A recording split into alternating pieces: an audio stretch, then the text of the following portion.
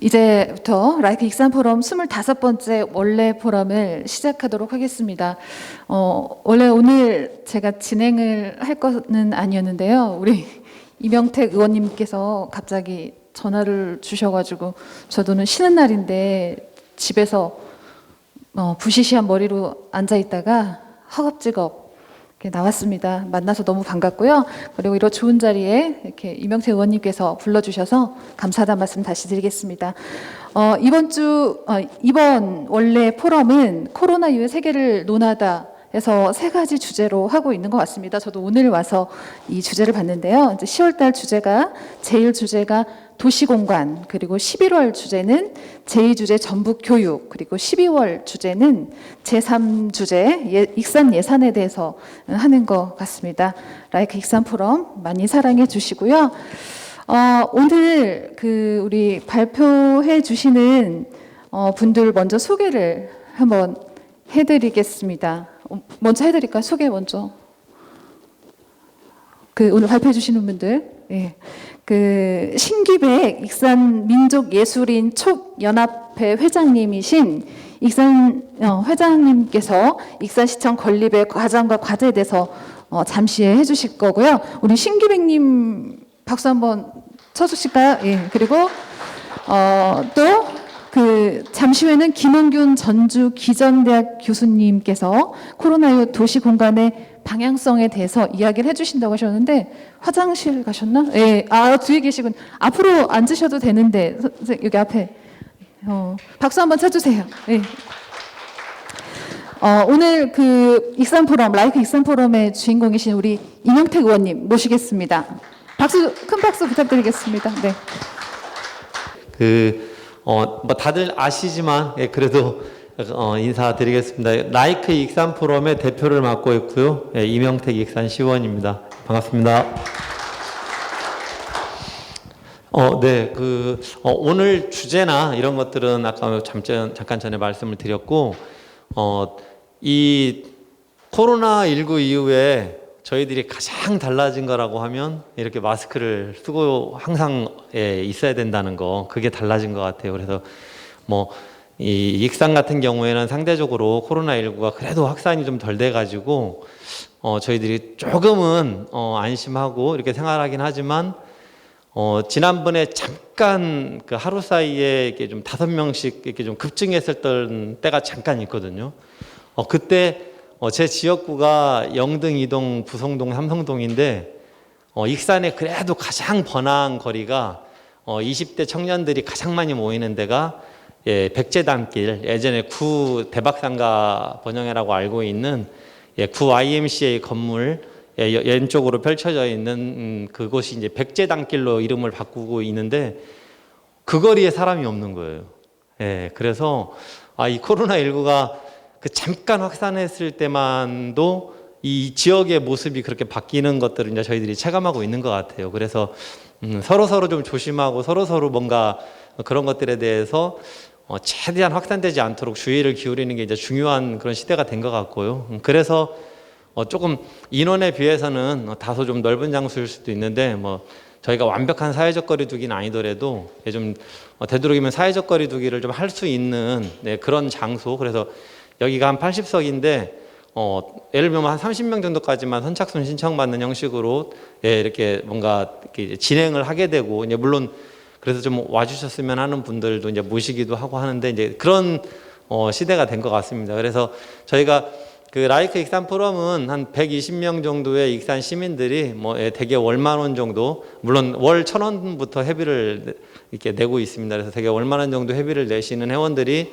후원을 하고 활동을 하고 있고요. 그래서 저희가 잠깐 나눠드린 유인물에 보시듯이 한 2018년도경에 창립을 해서 오늘이 25번째, 그러니까 딱 2년하고 1개월 동안 단 한 달도 빼지 않고 크든 작든 어떤 다양한 규모와 다양한 주제로 계속 우리 익산에 어떤 주제에 어떤 내용이 필요할까라는 이야기를 해가고 있습니다. 그래서 그동안은 이제 어떨 때는 강연회를 진행하기도 하고요. 또 어떨 때는 토론회를 진행하기도 하고 이렇게 계속 포럼을 진행하고 있는데 저희 포럼 운영위원분들이 논의를 하는 과정에 이 코로나19 이후의 세계에 대해서 많이들 궁금해하는데 이제 그런 주제를 논의했으면 좋겠다 하는 좀 뭐 그런 생각은 누구나 많이 갖고 있는 그런 과정에 오늘 발표해 주실 익산 민해총 신규백 회장님께서 익산 신청사가 곧 있으면 한 1,000억 들여서 짓게 되는데 한 번 지으면 한 50년, 100년을 사용하게 되는데 예를 들면 코로나19 이후에는 민원 서류도 드라이브 스루로 떼야 되는 거 아닐까. 우리가 뭐 맥도날드, 스타벅스 이런 데 가면 다 드라이브 스루로 하고 이번에 코로나19 검사조차도 드라이브 스루로 하는 그런 시대인데 이 신청사를 짓는데 코로나19에 대한 아무런 어떤 그 준비와 논의가 없는가. 이제 이런 좀 의문을 주시고 포럼이 그런 주제를 이야기해 보면 좋겠다고 좀 제안을 해 주시고 했는데 되게 좀 필요하겠다는 생각이 들었고요. 그래서 그러면 코로나19 이후에 세계를 논하다라는 주제로 해서 도시공간 그리고 다음 11월 달에는 그 전북 교육 그러니까 코로나19 이후에 가장 많이 또 바뀐 게 교육이잖아요. 아이들이 학교에 안 가고 저도 아이가 셋인데 지금은 다 매일 가잖아요. 제가 12살, 4살, 6살, 4살인데 초등학교 또 병설 유치원 또 한 명은 어린이집이에요. 셋 다 다르잖아요. 지금은 매일 가는데 이 한 2주 전만 해도 가는 날이 다 달라요. 그래서 엄마는 그거 꼬박꼬박 언제는 첫째가 가고 언제는 셋째는 집에 안 가고 뭐 저는 그것도 날짜를 체크하는 것조차도 힘들더라고요. 그러니까 그런 변화들이 있는 것 같아요. 그래서 전북 교육 어떻게 바뀌어야 될지에 대해서 실제 전북 교육을 좀 이끌고자 하고 그런 고민하고 계시는 분들을 모셔서 그분들이 생각하는 앞으로 전북 교육의 변화에 대한 이야기를 해보려고 하고요. 이제 세 번째 12월 달에는 우리가 내년 예산을 짜는 때잖아요. 물론 이제 익산시에서는 한 10월 말이면 예산에 관한 모든 계획이 끝나긴 하지만 향후에 그러면 우리 익산시 예산이 한 1조 4천억 원 정도 되는데 이 예산이라고 하는 것을 어떻게 쓸 건가, 어떤 방향으로 바꿔야 될 것인가 이야기를 해보려고 하고요. 특히 일자리나 소상공인 경제 이런 거 주제로 해가지고 좀 이야기를 해보려고 합니다. 그리고 뭐 그 중간에 또 다른 또 이렇게 뭐 일정들이 있을 땐 또 안내를 드리도록 하고요. 그래서 오늘 이렇게 자리를 마련했는데 뭐 바쁘신 시간, 어떤 귀한 시간인데 이 자리에 같이 함께 해주셔서 너무 감사드리고요. 오늘 이렇게 말씀 듣고 또 그 두 분이 먼저 좀 말씀해 주시고 그리고 그냥 자유롭게 또 같이 이야기하고 하는 시간을 가질 거고 뭐 뒤에 영상은 지금 생중계하는 건 아니고 그냥 녹화했다가 나오면 편집해서 필요한 부분들만 할 거니까요. 영상에 신경 쓰지 마시고 이렇게 편하게 같이 해주시면 좋을 것 같습니다. 하여튼 한번 신청사에 대해서 같이 함께 고민하는 그리고 도시공간에 대해서 같이 함께 생각해보는 그런 자리가 되면 좋을 것 같습니다. 일단 같이 오늘 참석해 주셔서 너무 감사드립니다. 이명택 의원님의 인사 말씀이었고요. 오늘 첫 번째 발표하실 분이 우리 신규백 익산민족예술인 총연합회장님께서 익산시청 건립의 과정과 과제에 대해서 말씀해 주신다고 하십니다. 여러분 박수 한번 부탁드릴까요? 네.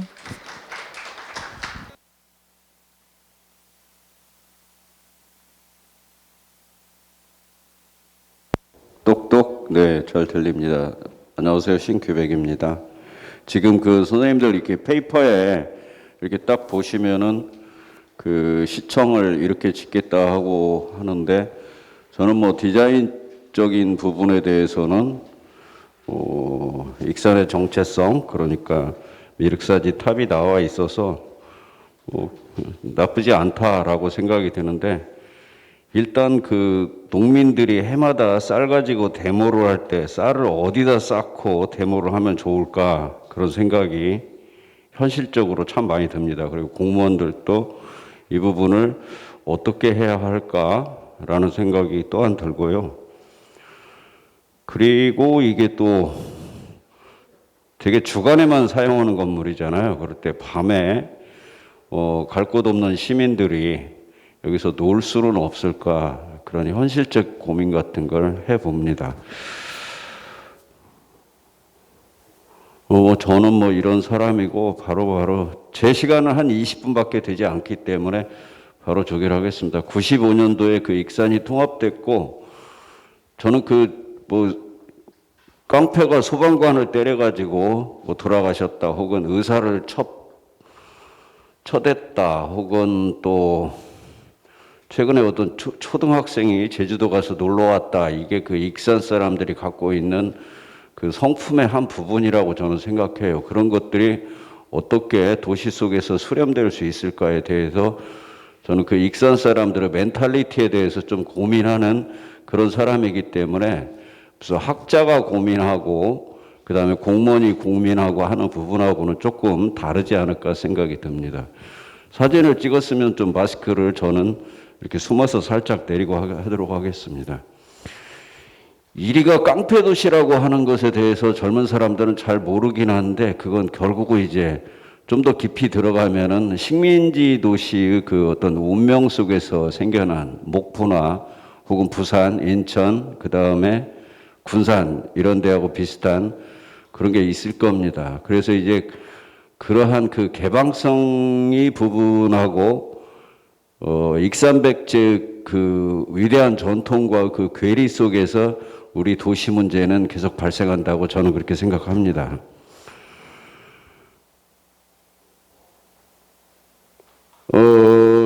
저는 이제 TV를 이렇게 볼 때 그 97번 그 채널을 가끔 봅니다. 그건 그 채널 이름이 UXN입니다.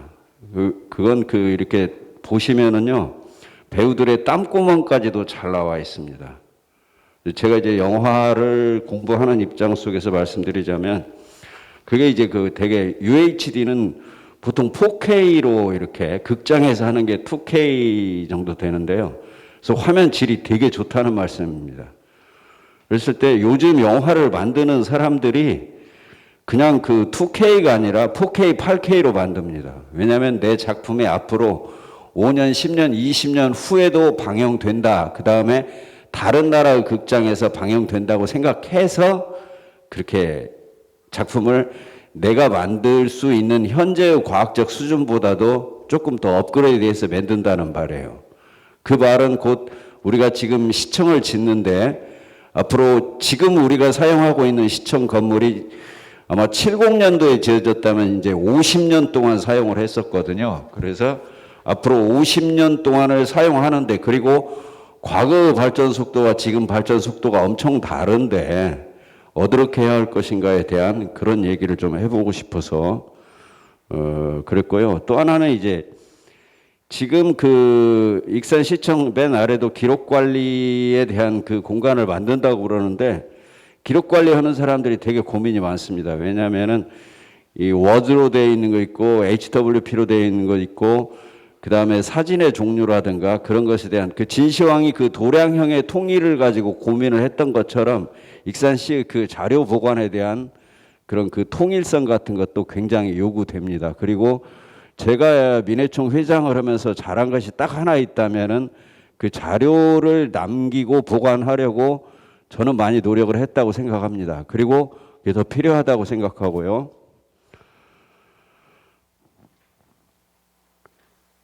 이게 이제 지금 시청 공무원 되려면 공부 잘해야 하는데, 뭐 어떤 젊은 공무원 너 얼마나 됐냐? 10년 넘었어요. 하면 얼마나 고생해서 제가 그러거든요. 가서 보면 겨울에 되게 춥고 그러죠. 맞습니까? 예, 공무원들이 편하게 저는 근무를 해야 한다고 생각하는데, 지금은 아마 대한민국에서 제일 그 후진 공간이겠죠. 그렇지만 앞으로 잘 지니까요. 그리고 이제 또 제가 뭐 시청에 먼 일이 있어가지고 이제 그 뭐 시장하고 회의하고 그런 데는 굉장히 쾌적하고 좋아요. 그런데 이런 그 과 단위의 공무원들이 있는 데는 뭐 어디 서 있을 데가 없어요. 그렇게 서 있다 보면 꼭 잡상인 같고, 그래서 그 기분이 안 좋아서 싸우게 되고 그렇습니다. 그리고 또 이 커피숍이 그 바로 앞에 있는 그 정문 앞에 있는 커피숍을 여러 번 이용을 했고, 그 다음에 소방서 앞쪽에도 커피숍 있죠. 거기를 이용했던 경험들이 굉장히 많습니다. 이건 저만 불편할 게 아니라 다른 분들도 많이 불편했으리라고 생각합니다. 뭐 잘 아시다시피 뭐 이용자 중심이겠죠. 그래서 제가 이야기가 좀 뭐 제가 전공한 사람이 아니기 때문에 두서없이 그럴 텐데, 뭐 2.5톤 박스형 모듈 제품을 제작한다 뭐 이런 얘기들은 저기죠. 가변성을 많이 고려하자라는 그래서 그때그때 응용하자라는 그런 얘기일 거고요. 그리고 이제 저기 그 도로 원표가 새로 디자인을 해야 할지 아니면 저걸 어떻게 예쁘게 어디다 설치해야 할지에 대해서 이런 고민을 다 이명택 시의원 혼자 다 하십시오.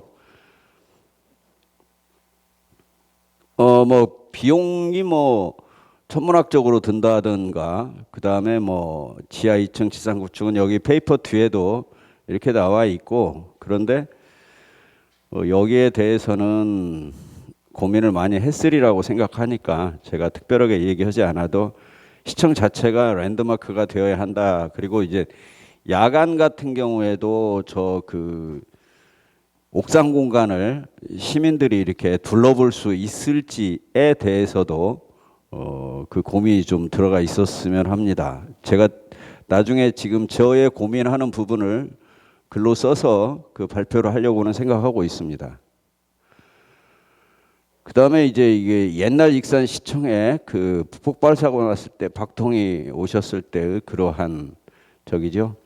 뭐 무튼 요즘 뭐 화상회의, 뭐 학술회의, 뭐 그런 것들이 뭐 비대칭으로 된다는 거 너무나 잘 아실 거고요.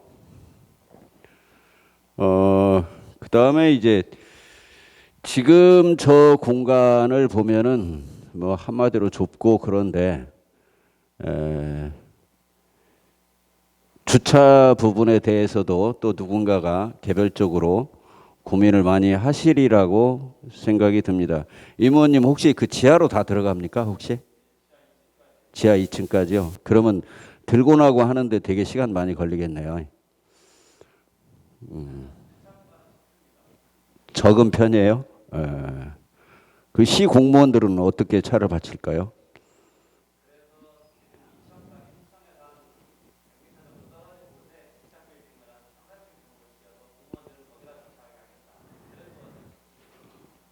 송광호 아들처럼 다 계획이 있네요. 여기는 이제 그 지금 우리 젊은 선생님들, 젊은 학생들은 여기 어딘가 잘 모르겠죠. 여기가 그 이제 이리시의 최초 청사였죠. 그러니까 저기가 지금 SK 빌딩 그 자리죠. 그 바로 뒤쪽으로는 익산 군청이 있었고요. 그리고 이제 저게 모던하다고 해야 할지, 저 어렸을 때 저기에 뭐 탁구장도 있고 학원도 있어가지고 올라갔던 그런 기억이 있습니다. 그래서 이러한 혹시 사진들이 시에 얼마나 있을지 모르지만은, 그래서 제 말씀은 시의 로비 같은데 그 자체가 역사 기념 공간으로서의 그 자료 사진들이 좀 세이브가 좀 됐으면 하는 것을 말씀을 드립니다. 처음에 붉은색이었다가 나중에 시멘트를 발라가지고 좀 진한 베이지색 같은 것들이었다고 기억이 돼요. 그러니까 이게 아마 최소한도 69년도 이전 사진일 것 같습니다.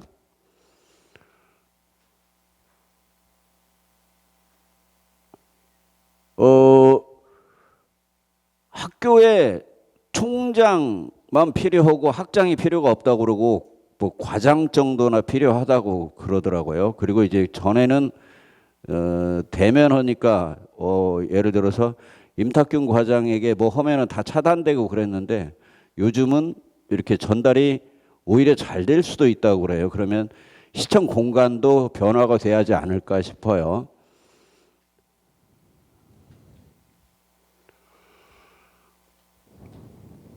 그래서 드라이브 스루 사진을 찾으려고 했더니 쓸만한 게 없어가지고 못 찾았어요. 그래서 그 현대자동차 주가가 떨어질 것 같은데 이렇게 떨어지지 않는 이유 중에 하나는 그 이렇게 지하철이나 저기보다도 자동차 역할은 계속 중대된다고 그러니까 그 드라이브 스루 공간이 필요할 것 같습니다.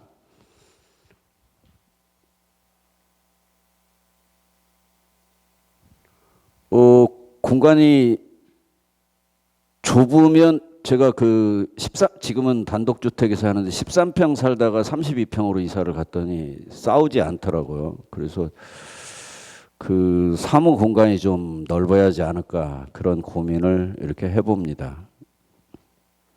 아까 금방 지나갔는데 필요할 때마다 이렇게 모일 수 있는 가변 형식 그러한 그 공간이 많아져야 한다라는 말씀입니다. 그래서 이게 제가 사실은 이 시청 만드는 것에 대해서 문화재단 사람들이 뭐 문화도시 만든다고 막 연락에 일을 해요. 그래서 그러면 시청을 만드는 과정을 당신들이 이렇게 고민을 하고 이야기를 좀 하라고 했더니 알겠다고 그러더라고요. 그리고 아무 말이 없어가지고 제가 이명택 의원한테 이런 고민이 어떠냐고 했더니 알겠다고 하고서 이런 자리를 줄 테니까 당신이 말해보세요 해서 제가 이렇게 나온 거거든요. 그래서 제가 그 공무원들 몇 분의 이야기를 이렇게 들어봤습니다. 그래서 저는 그 이 건물을 만드는 그 주체들이 과연 시민인지 아니면 건축가인가는 잘 모르겠어요. 그렇지만 그래서 공무원들에게 여태까지 시청사를 이용하는데 무슨 문제가 있었는가에 대해서 두툼한 책이 좀 나와야지 않을까 이렇게 고민이 듭니다. 그래서 뭐 시장이 뭐 계신가 안 계신가 또 잘 모를 수도 있고 그럴 때 시장에 계시면 파란불 안 계시면 빨간불 혹은 또 시장의 스케줄 같은 것이 밖에 이렇게 차트로 쫙 있으면 좋겠다.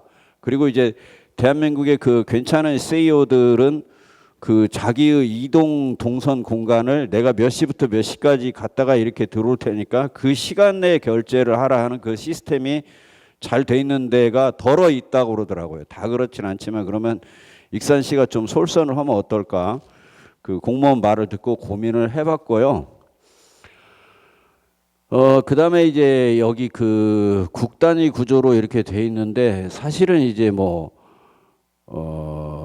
어디나 뭐 칸막이 그런 거 있지 않습니까? 그래서 우리들끼리만 알고 그리고 이제 예를 들어서 익산시에 뭐 그 문화재를 다루는 데가 과가 다르고 또 문광과가 다르고 제가 알기로는 그렇게 다르거든요. 그러면 이분들이 자주 모여서 회의할 수 있어야 하고 그분들이 예를 들어서 교육청하고도 회의를 해야 하고 재단하고도 회의를 해야 하고 그 링크하는 것이 제일 중요한 일일 것 같은데 그런 링크할 수 있는 그 접점들 그런 회의실이 좀 있을까에 대해서 전 좀 고민이 좀 듭니다. 그리고 이제 어떤 분이 그러시더라고요. 저도 세종총사를 가보긴 했지만은 꼭대기 전망대를 시민의 것으로 이렇게 하니까 이참에 우리도 그걸 시민들이 좀 차지하면 어떻겠느냐 그런 말씀을 이렇게 하시는 걸 들었습니다. 기본적으로 앞으로 그 재난 뭐 전쟁 혹은 뭐 지진 혹은 뭐 전염병 뭐 이런 거 있을 때 그 사령부가 시청이 돼야 하니까 시청만큼은 셧다운이 안 되게 잘 보호되어야 한다고 생각하고요. 개별화, 안전, 보건, 건강, 연결성, 세계화에 대해서는 다른 분들이 잘 아시리라고 생각합니다. 이제 방향으로 이렇게 놓고 봤을 때 거기 좀 괜찮은 곳이 되고 그리고 이제 거기 앞에 남성 아파트랑 거기 땅값이랑 많이 올랐다고 그러더라고요. 거기 그 이렇게 재개발한다고 그러고 그러면 거기가 남중동이 또 하나의 중심으로 새롭게 떠오를 수가 있다면은 거기가 음악회를 할 수도 있고 뭐 데모를 할 수도 있고 데모를 잘 할 수 있게 그 동선을 잘 유도해 가지고 농민들도 데모하고 그다음에 억울한 시민들도 데모하고 그럴 수 있게 공간이 됐으면 하는 생각이 들고요. 그다음에 이제 뭐 도서관이 들어와도 좋지 않을까라고 생각합니다. 그다음에 이제 그 공간이 좀 새롭게 만드니까 그래서 뭐 공유나 김고은 같은 사람들이 와서 이렇게 모던한 곳에서 영화를 찍으면은 여기가 어디야 하고 연결됐으면 하는 그런 소박한 생각도 가지고 있습니다. 병은 뭐 이렇게 그 꾸준히 온다고 그러죠. 저기 지금 위에 있는 사진은요. 제가 용산역에서 찍은 그 익산의 광고 패널 사진입니다. 너무나 구려서 보여드리려고 가져왔습니다. 전주만 해도 이렇게 그 젊은 여성이 이렇게 한복을 입고 트렁크로 움직이는 모습인데, 좋습니다. 하여튼 익산에는 원대도 있고 뭐 디자인과도 있을 것 같은데 익산의 디자인이 뛰어난 것은 딱 두 개죠. 하나는 왕궁탑하고 하나는 미륵탑. 익산역은 막 그 뭐 테트리스 할 때 뭐 좀 그렇게 생기지 않았습니까? 지금이 28만 명이고 아까 교수님이 말씀하시기에 뭐 30만 명이면은 그 사이즈도 정해져 있고 액수도 정해져 있대요. 근데 이제 여기에 맞췄는데 저는 익산시에서 굉장히 노력해도 28만에서 꾸준히 줄어간다라고 저는 그렇게 생각을 합니다. 그랬을 때 정말로 적정하게 한 20만 정도가 행복하고 쾌적하게 살고 앞으로 젊은 사람들은 계속 빠져나갈 텐데 막 그 잡는다고 억지 소리 하지 말고 나이 드신 어른들이라도 해피하게 살 수 있도록 그 방향도 좀 바꿔야 한다고 생각 들어요. 그러니까 무조건 막 시 인구를 막 30만, 40만으로 늘린다는 것도 그렇고 그다음에 체류형 관광지로 가야 한다는 말도 되게 많이 하는데 포항 사람들, 경주 사람들에게 물어보면 아니 나는 그냥 익산은 둘러만 보고 잠은 부안서 잘 거야. 군산에서 해 먹을 거야 그러거든요. 그러면 우리도 나는 경주 둘러보고 잠은 뭐 호미곶, 간절곶 거기서 잘 거야라고 한다면은 그 소비자의 입장 속에서 정책이나 방향이 저는 바뀌어야 한다고 생각돼요. 그래서 우리가 다 먹으려고 하지 말고 한 2등, 3등 정도 했으면 저는 그런 생각을 가지고 있습니다. 매우 현실적으로 제가 생각하는 것 같습니다. 할 말은 많지만 그래서 그 장소 만들기로서 제가 1930년대 그 일본 그 자료들을 보면은요, 걔네들은 그 야간 경관에 대한 그 조례 같은 걸 만들려고 굉장히 고민을 했더라고요. 그리고 전주 같은 경우에는 야간 공간에 대한 그런 조례를 만들고 있고 그 다음에 그걸 이끌어 가고 있어요. 외부에서 특채해가지고 한 4급 정도 권한을 부여해서 야간 경관을 어떻게 만들 것인가 고민하고 있는데 익산은 잘 모르겠으니까 이명택 의원님이 좀 알아봐 주십시오.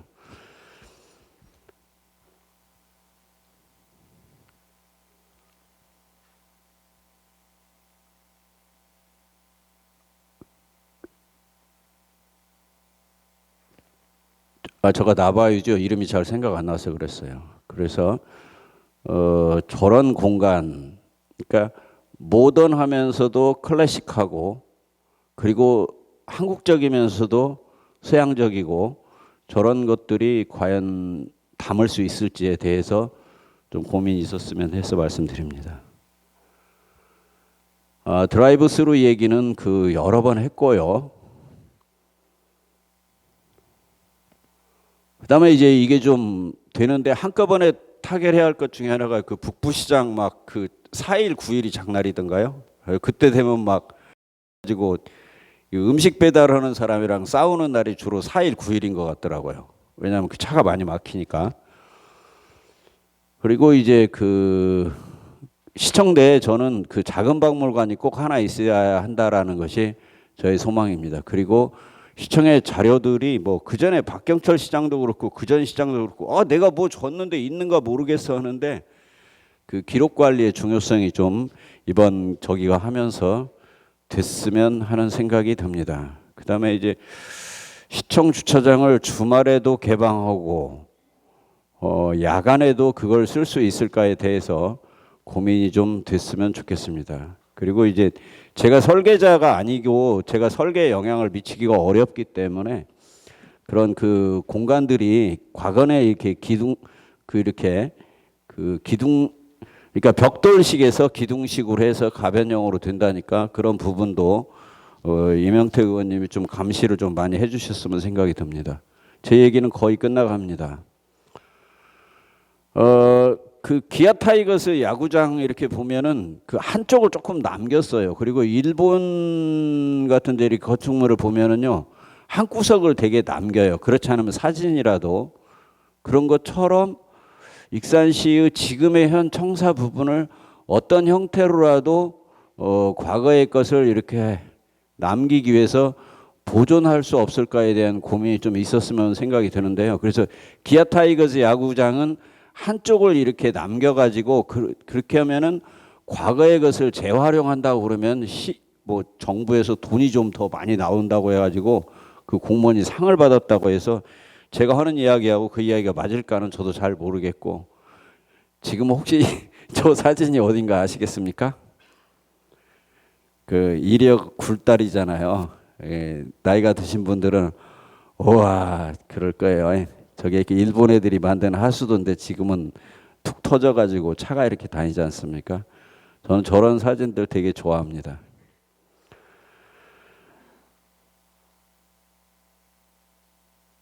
뭐 어디 가면 뭐 샌프란시스코 뭐 링컨 그 다음에 뭐 이탈리아 어디 가면 괴테 막 그렇게 하는데, 예를 들어서 이병기 선생님이 뭐 괴테까지는 안 돼도 되게 훌륭하고 그러면은 그러한 그 익산에서 멋진 사람들을 위한 그런 그 쉽게 말해서 인지 포획된 그런 유명 인사들을 활용하고 그들의 시를 걸고, 아까 그 저기 있었잖아요. 제가 보여줬던 이 사진, 저 입구 들어가는데 지금이라도 안도현 시인의 이리역 굴다리라는 시를 걸어도 좋지 않을까, 저는 그런 생각을 하고 있습니다.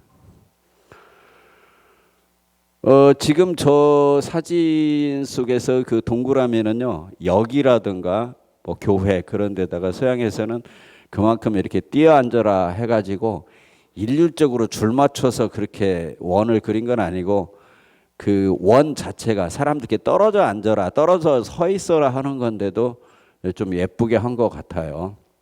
그래서 우리도 그렇게 할 수 없을까에 고민해보자는 말씀입니다. 저는 그 익산발전의 열쇠는 그 익산역에 있다고 사실은 생각하거든요. 그 이야기는 언제 다음 기회에 기회를 주시면은 제가 한번 말씀을 드려보겠습니다. 되게 뭐 훌륭한 사람들이 강의를 하면은 멋있는 말로 하던데, 우리는 서로의 환경이다라는 말이 저는 좀 꽂혔던 것 같습니다. 우리 시민 자체가 또 어떠한 학교 혹은 뭐 건축물 이런 것들이 서로 환경인데 이게 좀 어울렸으면 해서 집어넣은 말입니다.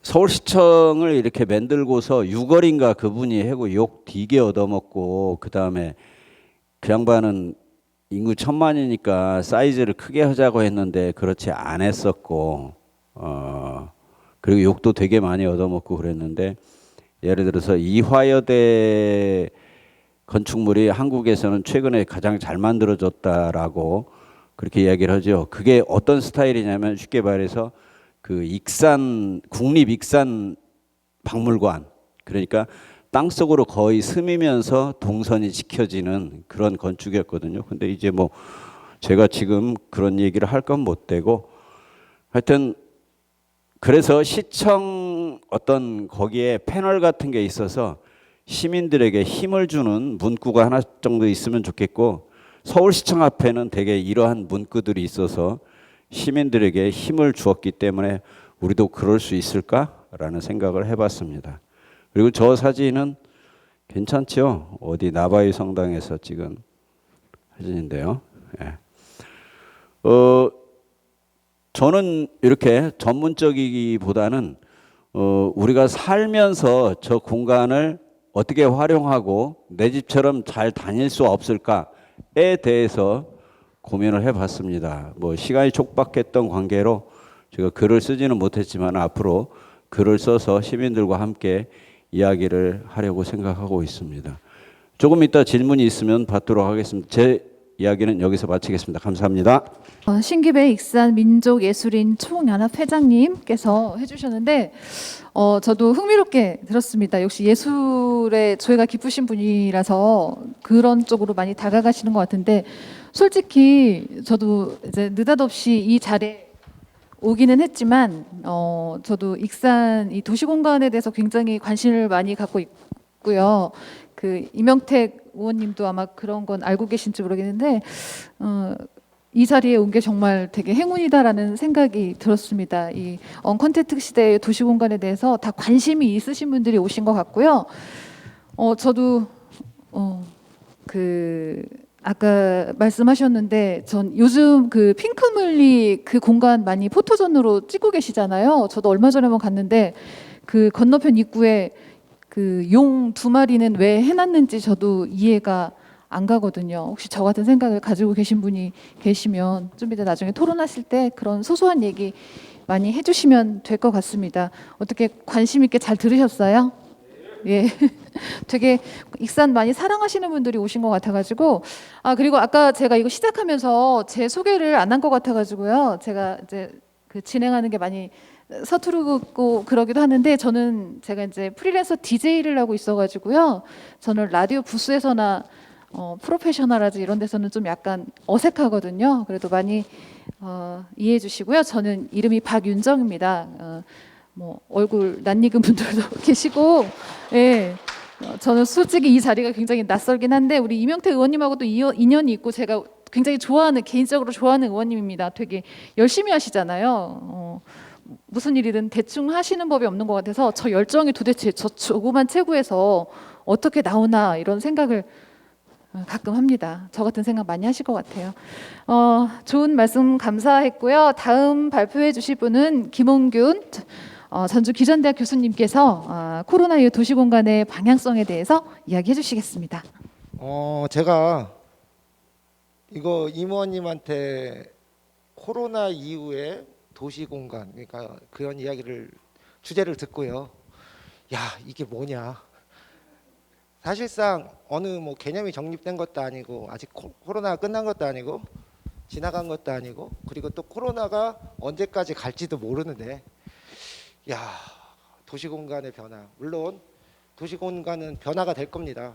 변화가 될 건데 도시공간의 변화에 대해서 여러 사람들이 이야기를 했고 여러 이야기가 있었지만 그 이야기 자체가 아직 정립이 되지 않은 상황이어서 그냥 제 나름대로 뭐 이래저래 공부를 열심히 하긴 했는데 잘 모르겠어요, 사실은. 그런데 오늘 뭐 한번 여러분들하고 이야기를 같이 해보도록 하겠습니다.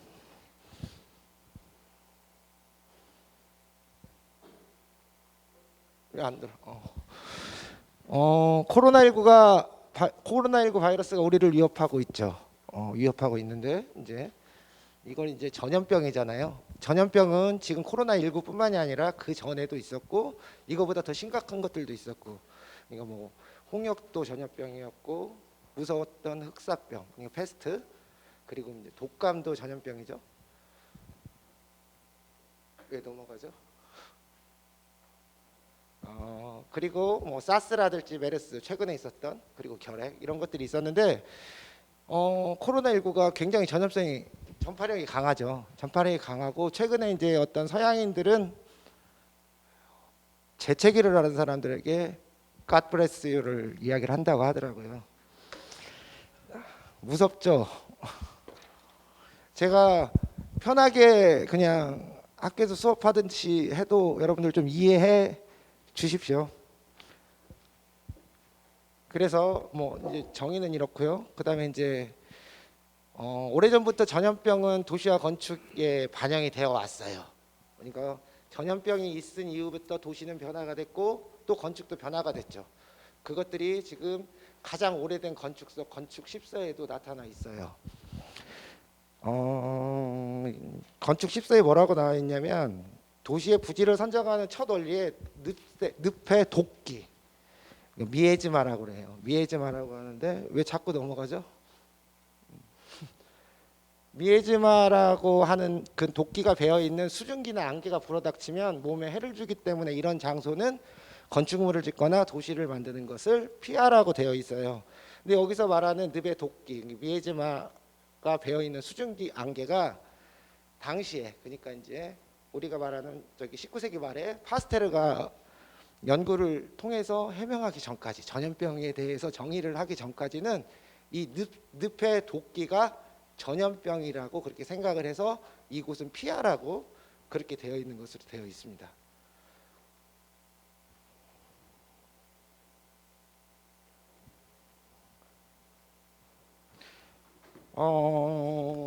그 다음은 전염병은 무지막지한 공포의 근원이죠. 그러니까 이제 건축과 도시 역사에서 전염병과 화재가 진짜로 공포의 근원이었었어요. 이런 것들이 이제 그 전염병에 대해서 여러 가지 사건이 이제 이런 건축과 도시 구조에 대해서 관련이 있는데 두 가지를 놓으면은 돌아가는군요.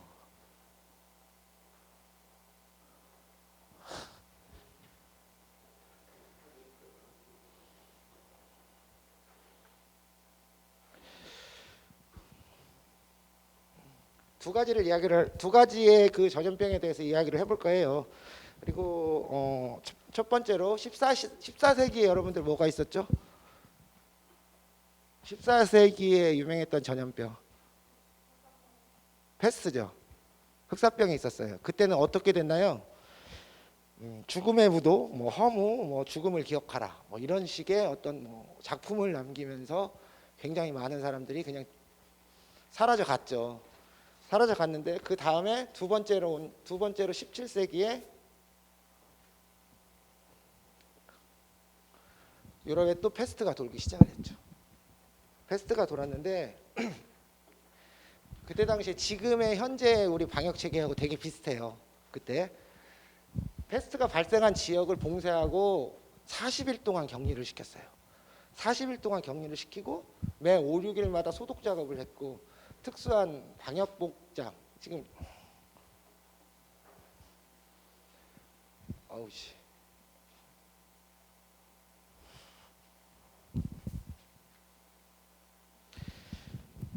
특수한 이거 지금 돌아가는 걸로 되어 있는 것 같아요. 특수한 방역 복장 아래 보시죠. 패스트 의사처럼 방역 복장을 한 의사가 긴 지팡이를 들고 죽었는지 안 죽었는지 찔러보고 다니던 그런 시기였었어요. 그리고 일정 시간마다 이제 사람들이 나와가지고 나는 살아있어라고 창가에서 그것을 증명을 해야만이 거기에 죽지 않았다라는 것을 이렇게 나타내는 거죠. 그래서 도시는 완전한 통제와 감시가 가능한 공간으로 분류가 됐죠. 분화가 됐다라고 우리가 이야기를 하겠죠. 분화가 돼서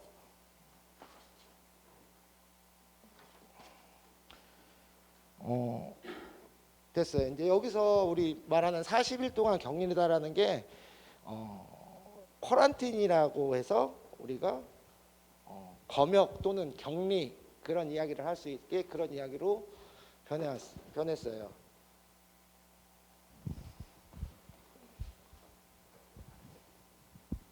그게 낫겠네요.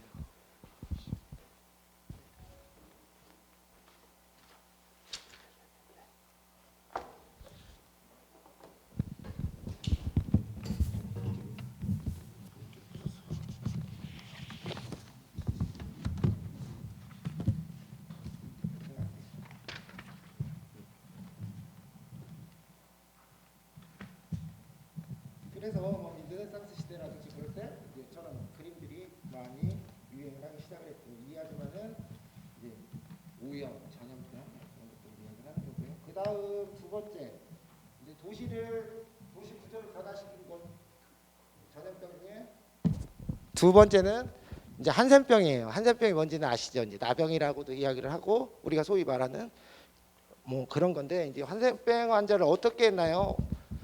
격리를 시켰어요.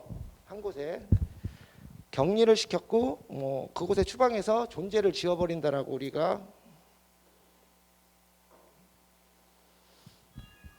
이야기를 했죠.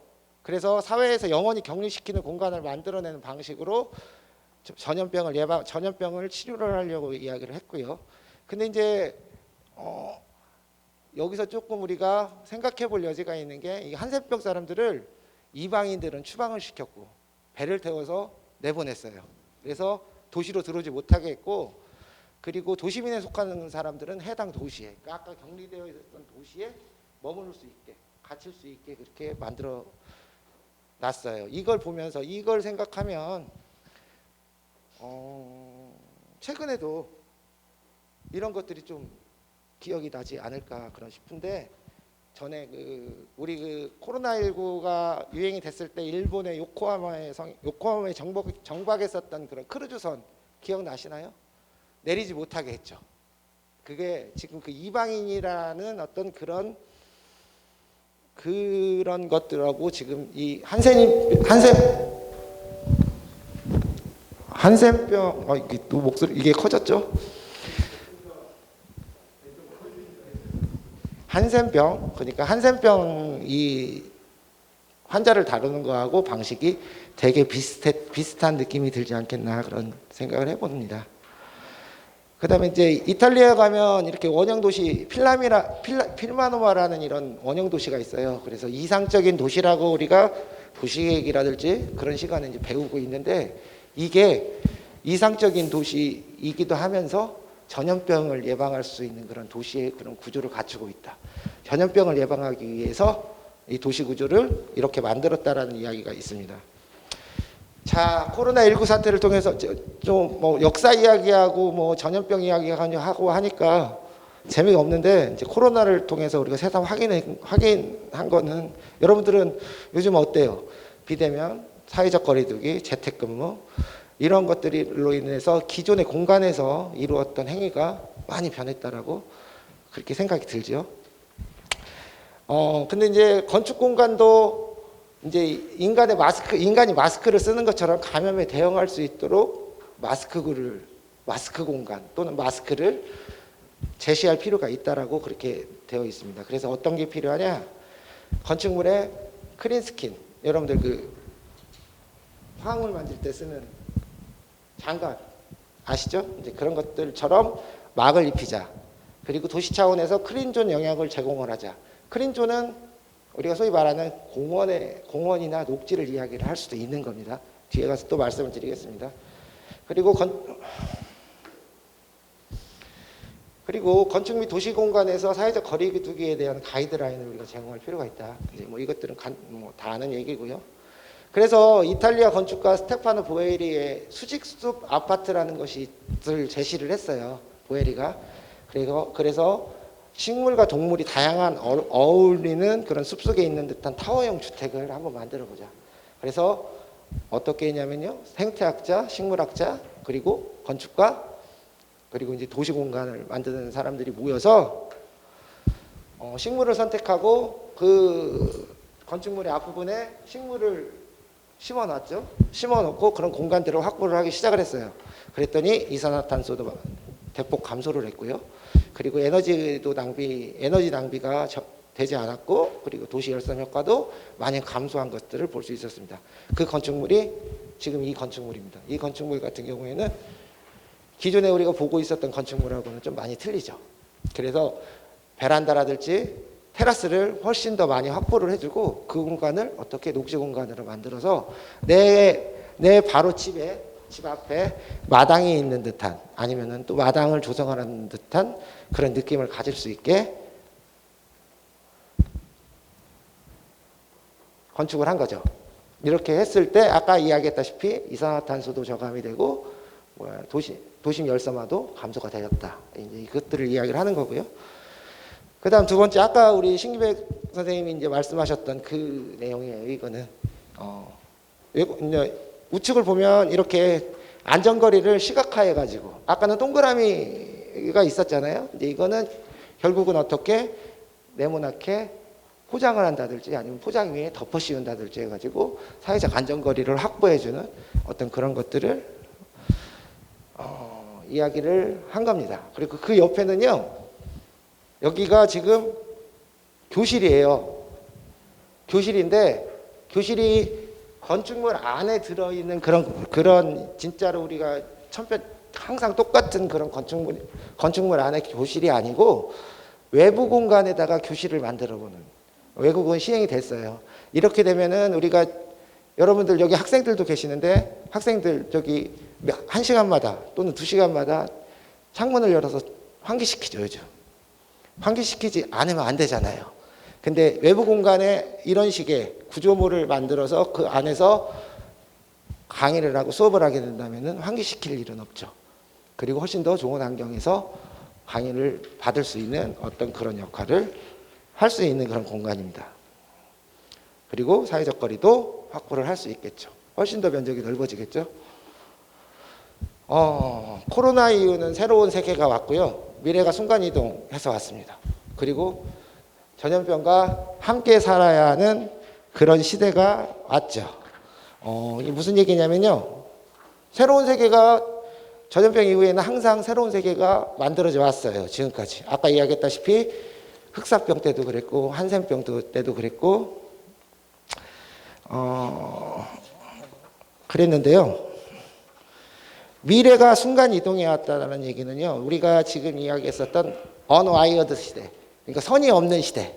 선이 없는 시대잖아요. 지금 선이 없는 시대고 지금도 스마트폰들을 하고 있고 스마트폰으로 뭔가 세상의 모든 것들을 다 할 수 있는 그런 시기잖아요. 그런 언와이어드 시대가 왔고 또 뭐 여러 가지 혼자 사는 개인적으로도 뭔가 즐길 수 있고 안에 갇혀 있어야 되는 그리고 이 안에서 모든 것이 해결이 되는 배달이라든지 뭐 이 안에서의 정보라든지 그런 것들을 그냥 앉아서 볼 수 있는 그런 시대가 우리가 한 10년 후 그렇게 예상을 하고 있었으나 지금은 갑자기 이 전염병으로 인해서 이렇게 갑자기 왔다라는 거죠. 갑자기 왔고 그리고 이제 전염병하고 함께 살아야 되는 시대가 왔어요. 근데 이 전염병은요, 왜 생겼느냐? 그리고 더 많은 전염병이 아까 우리 신 선생님도 이야기를 했지만 앞으로도 전염병은 계속 발생을 할 겁니다. 계속 발생을 하는 이유가 우리가 생태계가 파괴됐기 때문에 그래요.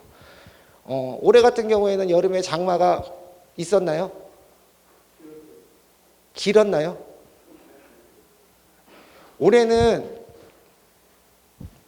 비 오는 날은 비가 계속 와서 비 오는 시기가 너무 길었어요. 장마라고 이야기하기에는 너무 길었던 시기죠. 이제 비가 오고 나서 비가 그치고 나니까 계절이 바뀌었죠. 그렇게 바뀌고 말았어요. 그 정도로 기후변화가 굉장히 심했다라는 거죠. 기후변화가 심해졌고 그리고 이 기후변화가 심해졌다라는 건 생태계가 많이 파괴됐다라는 얘기예요. 생태계가 파괴됐고 숲이 사라졌고 물이 사라졌다. 그러므로 인해서 그걸로 인해서 우리가 자연에서 전염병이 훨씬 더 많이 창궐을 할 것이다라는 그런 불안감을 가지고 있죠. 그러면 어떻게 해야 되냐? 우리는 계속 이 전염병, 뭐 지금 코로나19처럼 또는 이거와 또 다른 어떤 그런 전염병과 함께 살아야 된다는 그런 세상이 되어버리고 만다라는 거죠. 자, 그리고 이제 그 다음은요, 이제 코로나19로 인해서 도시 발전에 대한 정책을 우리가 좀 이야기를 해볼 필요가 있어요. 아까 이야기했다시피, 외부 공간 확충이 굉장히 중요합니다. 여러분들 저기 외부에서는 그 전염에 대한 위험이 많이 감소하는 건 또 아시죠? 모르시나요? 열린 공간에서는. 자꾸 돌아가니까 계속 신경이 쓰여가지고요. 그래서 외부 공간을 우리가 확보할 수 있는 그런 시기가 되어야 된다. 외부 공간을 구글링을 해보니까요. 9월 달까지 1월부터 9월까지 저기 코로나가 창궐한 1월부터 9월까지 전년하고 대비를 해봤을 때 공원을 이용하는 이용객들이요. 줄었을까요? 늘었을까요? 늘었어요? 어느 정도나 늘었을까요? 그렇게 많이 늘었을까요? 약 83%가 늘어났어요.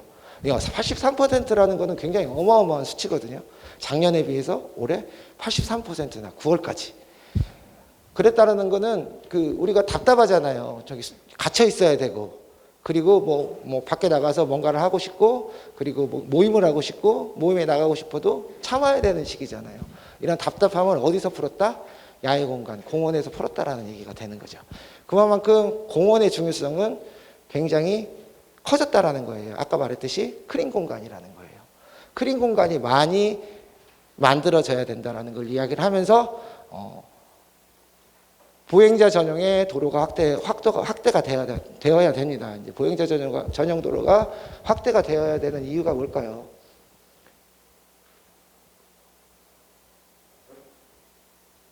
보행자 전용 도로가 확대가 돼야 되고 보도폭도 증가가 되어야 되고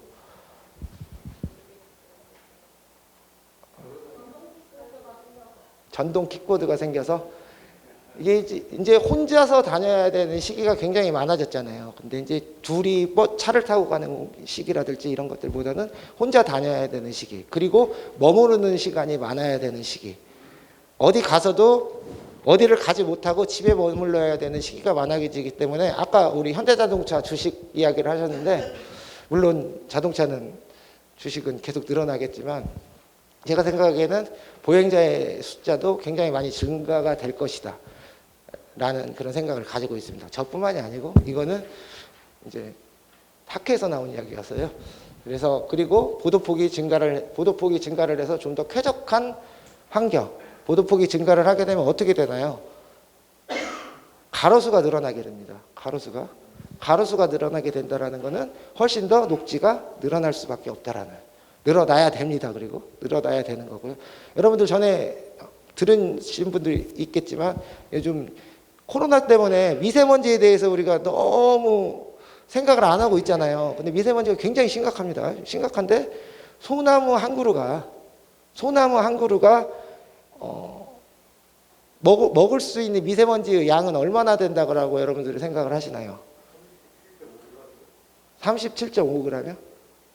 소나무 한 그루가요, 미세먼지를 먹는 양은 초미세먼지는 37.5g이 맞고요. 약 1톤 정도를 흡수를 합니다. 약 1톤 정도의 미세먼지를 소나무 한 그루가 먹어요. 하루에요. 네. 그렇다고 보면 소나무뿐만이 아니라 나무를 심었을 때에 여러분들이 느낄 수 있는 미세먼지, 여러분들이 느낄 수 있는 답답함, 미세먼지에 의한 답답함이 많이 해소가 되는데 지금 어때요? 나무를 심지 않아요. 나무를 심지 않고 심지어 어떻게 심겨져 있는 나무조차도 날려버리고 뭘 만들죠? 아파트를 만들어요. 그 공간에. 그래서 아파트를 만들고 그 공간, 그 녹지를 시민들에게 쾌적한 삶을 위한 그런 녹지를 싹 없애버린다라는 거죠. 근데 그런 것들 여러분들 인지를 못하고 있어요, 사실은. 왜 인지를 못해요?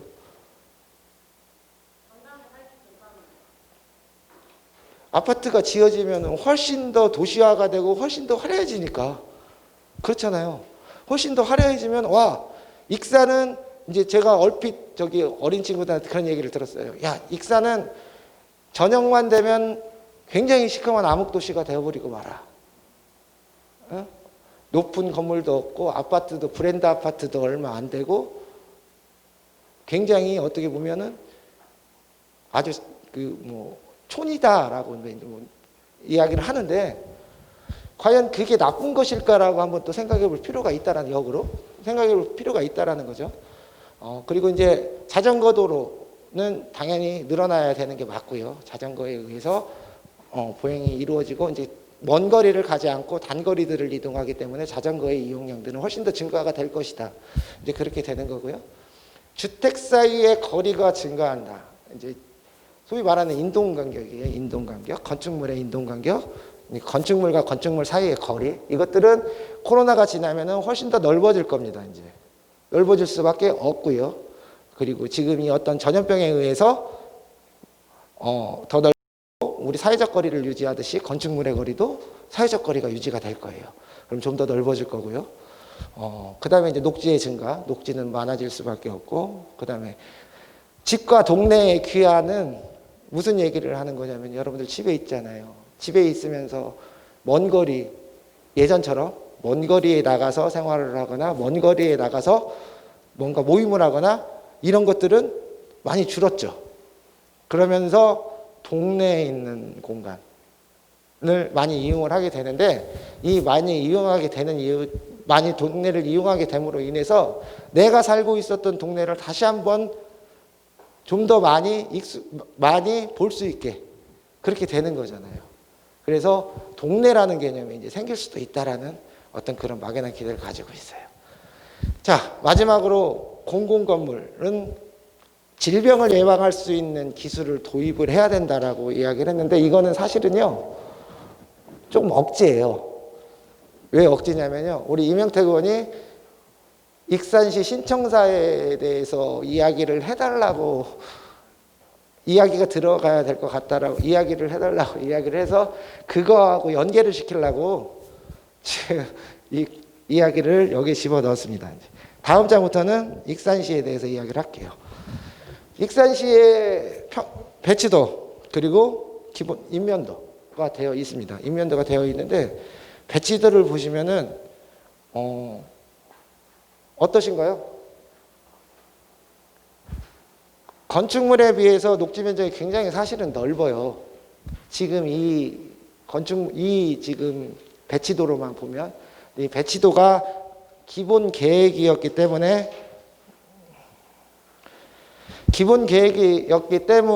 변화가 됩니다. 나중에 기본 설계를 하고 실수 설계를 했을 때 많이 변화가 될 거예요. 왜 그러냐면 아까 말했던 공사비 이런 것들하고 시민들의 의견도 반영이 되어야 되고 이런 것들이 있기 때문에 변화가 될 건데요. 이 하드웨어적인 것들을 우리가 움직이기에는 시민들의 힘으로 움직이기에는 굉장히 어렵습니다. 그리고 아까 우리 신기백 선생님이 이야기하셨던 여기 이렇게 되어 있으면 데모는 어디서 하고 농민들은 어디서 쌀을 쌓아가지고 이야기를 할 수 있을까 이야기를 하시는데 그런 공간도 아마 확보가 될 거라고 생각이 들고요.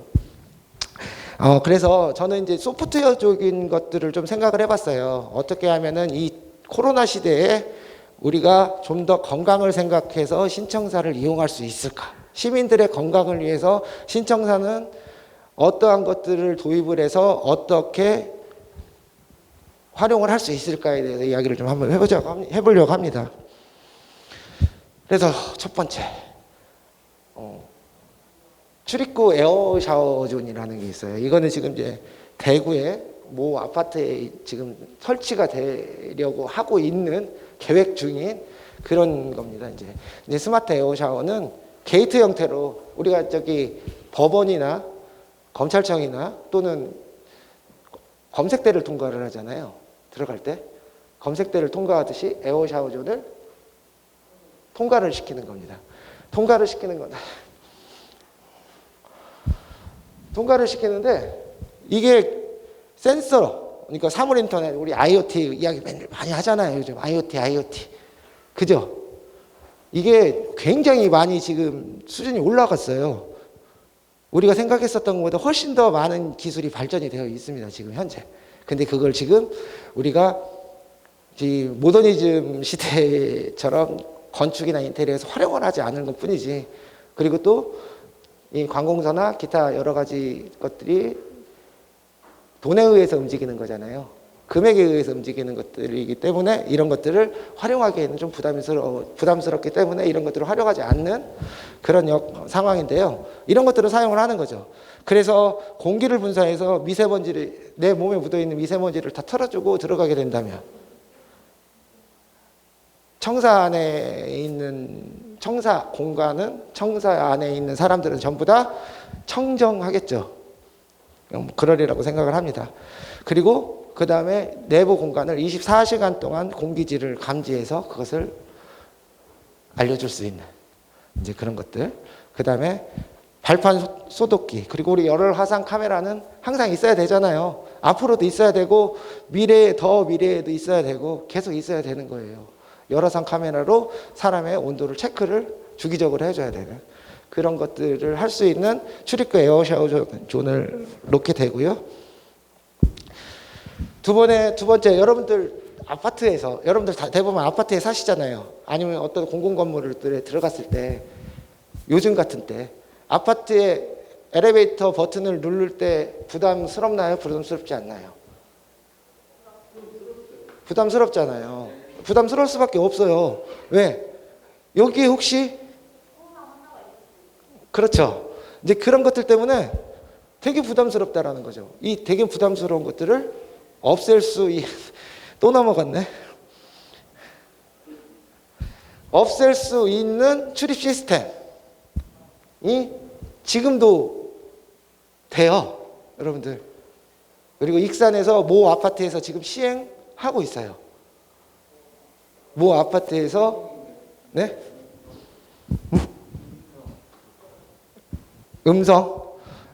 음성이 아니고요. 아니 AI로 스마트폰 하나만 가지고 내가 스마트폰을 하나 가지고 출입문에 섰을 때 문이 열리고 엘리베이터가 버튼이 눌려져 있고 내가 가고자 하는 내 층수가 어떻게 눌려져 있는다는 거죠. KT에서 지금 시행을 하고 있습니다. 이제 그래서 그런 것들, 그래서 그게 무선통신기술을 소지한 스마트폰 앱을 하나 깔아주면 다 된다라는 거죠. 그래서 어디까지 이 사람이 몇 층에 살고 있다라는 것까지 인지를 하는 거예요. 그래서 엘리베이터에서 아무것도 만지지 않아도 내가 사는 층으로 가게 되는, 이것들을 좀 더 조작을 한다면 시청사에서도 충분히 활용할 수 있는, 물론 이게 시청사의 이야기지만 우리가 지금 시청사를 한정 지어서 이야기를 하고 있지만 이게 시청사가 아니라요, 우리가 살고 있는 생활 공간, 모든 업무 공간, 모든 공간에 다 이렇게 적용을 시킬 수 있어서 전염병에서 조금은 벗어날 수 있는 그런 역할을 할 수도 있다라는 겁니다. 세 번째, 공기 첨단 제균 시스템.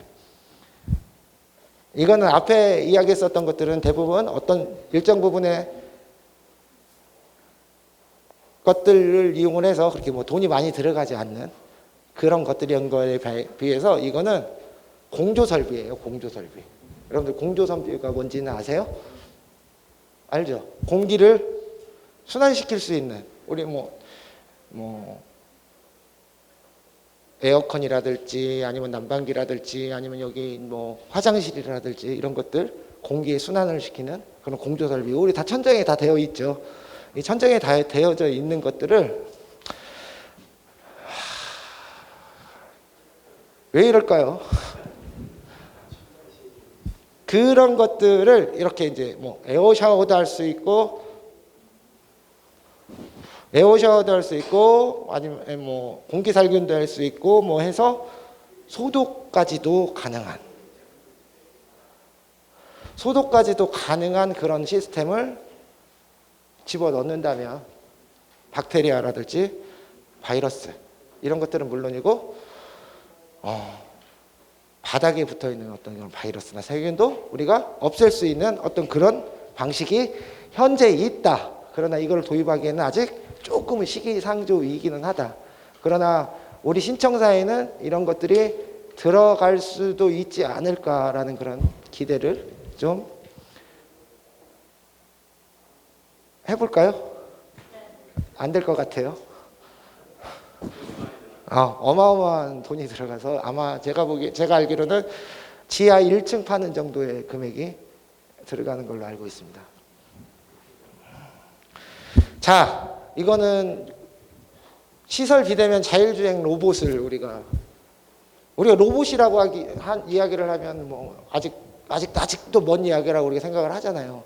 근데 여러분들 AR, VR 이라든지 어떤 가상현실이라든지 증강현실이 지금 실행이 되고 있는 걸로 봐서는 로봇도 상용화가 되고 있어요, 사실은. 근데 이것도 금액이 비싸죠. 자, 그거를 가지고 이제 뭐 접견 예약이라든지 아까 이야기했잖아요. 아까 우리 신기백 작가님이 이야기했다시피 어느 과에 가서 과의 업무를 보려고 하면 앉아있을 공간도 없고 또 옆에 서서 괜히 뻘쭘하고 이런 느낌이 굉장히 강한데, 이런 것들을 하지 않고 접견 예약을 나는 무슨 과와 몇 시에 어떻게 접견을 하겠다라는 그런 것들을 예약해 줄 수 있는 시스템, 이것도 결국은 뭘로? 여러분들이 가지고 있는 뭘로? 전화기로 다 가능한 거예요.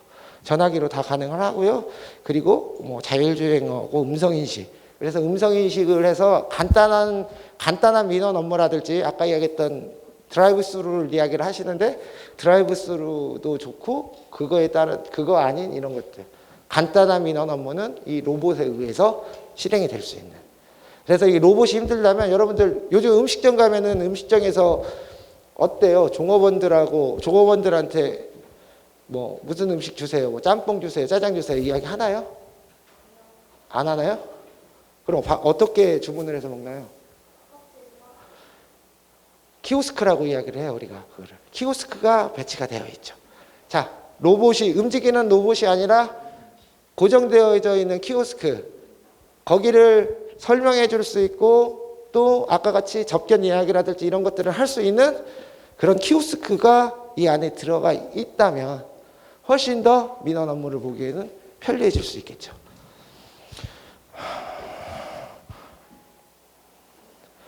다음은 업무용 접견 시설 공간의 도입이에요. 이건 무슨 얘기냐면요. 아까 어떤 과에 들어가서 업무를 보는 것들에 대해서 관련된 이야기입니다. 이거는 여러분들 이제 뭐 현대 산업개발이라든지 삼성이라든지 이런 걸 가면은 사무실에 들어갈 수 있나요? 사무실에 못 들어가요. 사무실에 못 들어가고 어떻게 접견실에서 대기를 하고 예약을 한 사람만 그 직원하고 이야기를 할 수 있게 직원이 바깥으로 나오거든요. 똑같은 개념이에요. 벌써 끝났나요?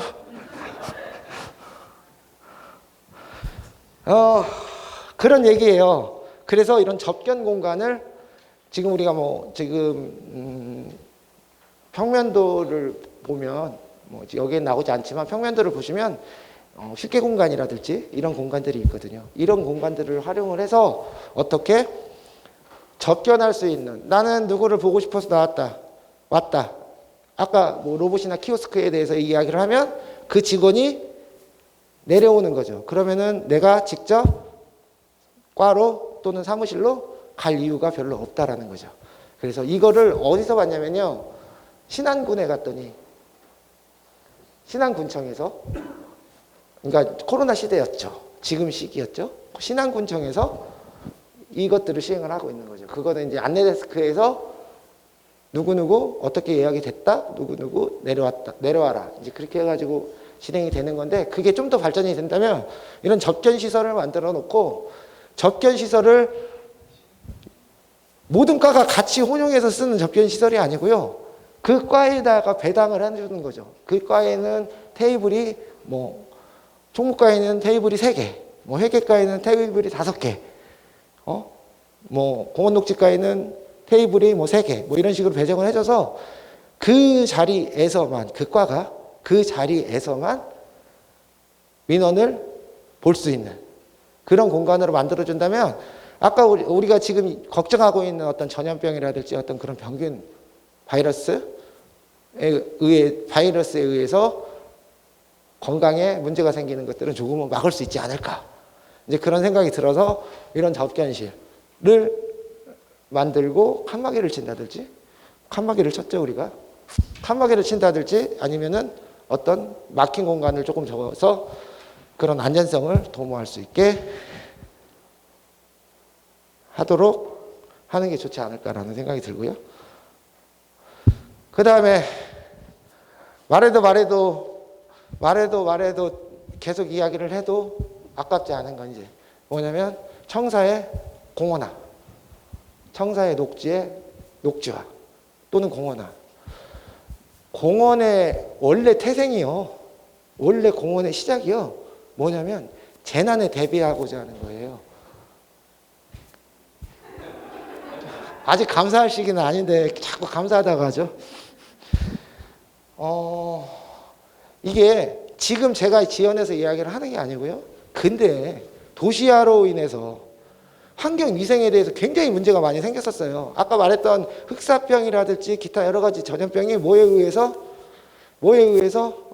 우리 다 웅덩이, 물 고이고 빠지고 길을 만들었는데 길에 요즘 우리 말하는 길에 배수구를 하든지 집수정이라든지 이런 것들이 전혀 없는 무방비한 상태에서는 물이 다 고이잖아요. 여러분 어렸을 때 어땠나요? 집 앞에 깨끗했어요? 그게 전염병의 온상이었다라는 거죠. 이제 그래서 그런 것들을 방지하기 위해서 공원이 만들어지기 시작을 했습니다. 그래서 공원이 만들어지기 시작을 했고요. 공원에 사람들이 나가서 쾌적한 환경을 즐기고 쾌적한 자연을 맛볼 수 있게 만들었는데, 그게 어떤 거? 아까 말했듯이 전염병에 대한 방지 또는 재난 예방 뭐 이런 차원에서 공원이 만들어진 거죠. 근데 이제 그리고요, 그다음에 취약계층의 공원의 질적, 양적 개선이 필요하다라는 건 뭐냐면요. 지금 시청이 있는 지역의 공원이 어디 있나요? 남중동의 공원이 어디 있나요? 소라산이 남중동인가요?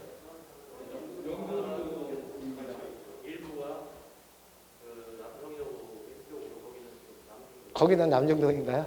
한쪽은 남중동, 한쪽은 영등동인가요? 자, 그래서 이게 공원도요, 되게 웃기는 게 서울을 그냥 이야기를 일례로 해보면 강남에는 1인당 공원 면적이 83제곱미터고요.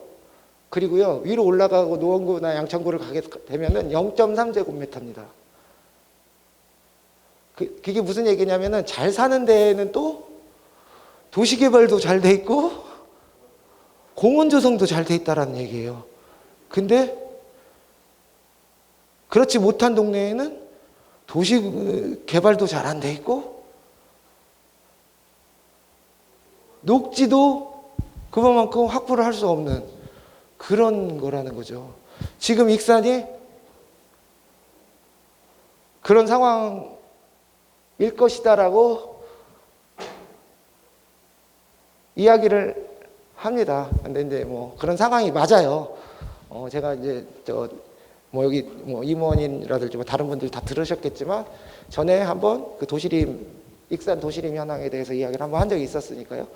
근데 그런 것들이 해소될 수 있는 그런 방법적인 공간이 만들어져야 된다. 어디에? 익산 시민이 가장 많이 이용하는 관공서 익산 시청에. 그래서 제가 알기로는요, 지금 익산시에서도 그 앞을 공원화 시키려고 굉장히 많이 노력을 하고 있어요. 안 그런가요, 의원님? 그렇게 하고요. 제가 아는 바에 의하면 산림청에서 돈이 나오는 게 있어요. 산림청에서 도시숲 뭐 그런 금액까지도 다 끌어당겨가지고 여기에 투자를 하려고 그렇게 노력을 하고 있는 걸로 알고 있습니다. 그리고 이제 마지막에 이제 우리가 지금 코로나라는 주제로 이야기를 계속 하기 때문에 이제 마지막 걸 이야기를 해보겠습니다. 이제 전염병에 대비할 새로운 공원의 구조가 필요하다. 지금 공원은 어떤가요? 중앙체육공원은 어때요? 넓죠? 배산체육공원도 넓죠? 평면적으로 이루어졌고 사람이 10명이 걸어서 다녀도 어렵지 않은 동선들이 확보가 되어 있죠. 그렇지 않나요? 운동공간이 되어 있으니까요. 그렇죠? 근데 앞으로는요, 어떻게 되어야 된다?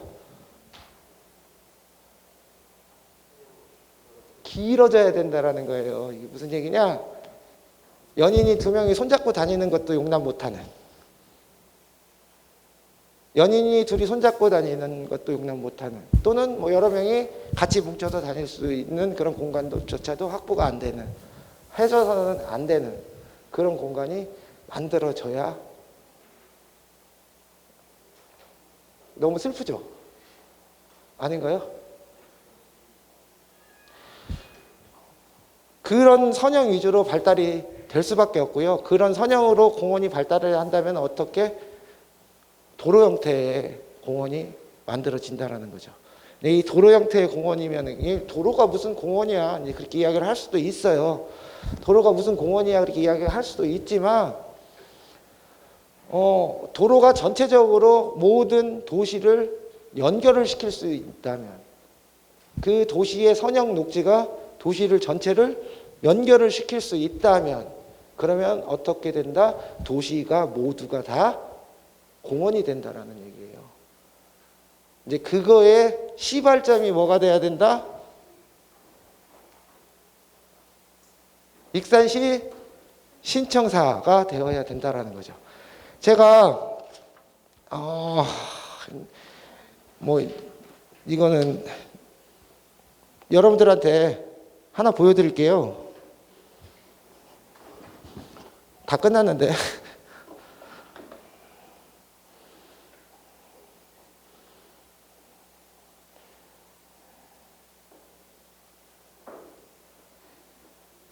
이게 지금 앞으로 만들어질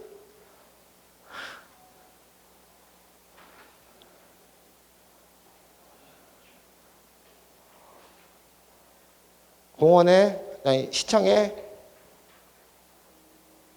평면 배치도입니다. 그래서 아까 기본 계획에서 만들어졌었던 것보다는 훨씬 더 공간 활용이라든지 그런 것들을 많이 할 수 있도록, 그리고 아까 우리 신 작가님이 이야기하셨던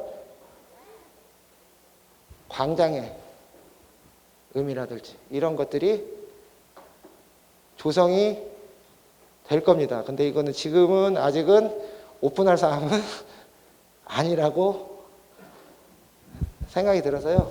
이제 그렇게 됐고요. 그래서 결론은 지금 우리가 전염병에 의해서 코로나19에 의해서 굉장히 고생을 많이 하잖아요. 이거는 다 누구 때문이다? 박쥐 때문인가요? 네, 다 여러분들 때문이에요, 사실은. 여러분들의 욕심에 의해서 생태계가 파괴가 됐고요. 그 생태계가 지금 현재 화가 나서 여러분들에게 이런 것들을 주는 거라고 그렇게 생각이 듭니다. 제 생각이니까요. 여러분들이 뭐 속으로는 그렇게 생각하실 수도 있겠죠. 뭐 웃기고 있네. 뭐 나는 아무것도 안 했는데, 나는 자연을 사랑했는데, 이렇게 이야기를 할 수도 있겠지만 제 생각에는 생태계, 여러분들 주변에 있는 자연, 그리고 물 굉장히 중요해요. 물, 여러분들 물 없이는 우리 아무도 살아날 수 없어요. 물의 오염, 생태계, 녹지의 파괴, 이런 것들로 인해서 앞으로 전염병은 계속 일어날 겁니다. 그러면 우리는 어떻게 해야 되냐? 녹지의 파괴, 물의 오염 막아야 되겠죠. 그거를 막을 수 있도록 노력한다 하는 걸로 하고요. 그만 마치도록 하겠습니다.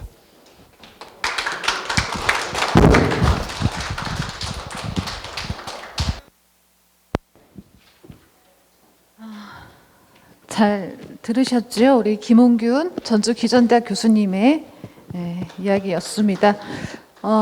오늘 들은 얘기가 보면 정말 슬픈 이야기예요. 들으면서 내내 우리가 이제 코로나 이전의 시대로는 돌아갈 수가 없다는 생각에 많이 슬픈 생각이 들었고요. 이제 계속해서 2부는 우리 집중 토론 시간을 갖도록 하겠습니다.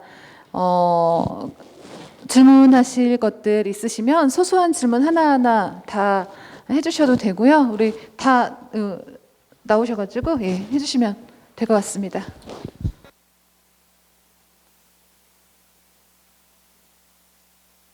네, 신규백 선생님도 나오시죠.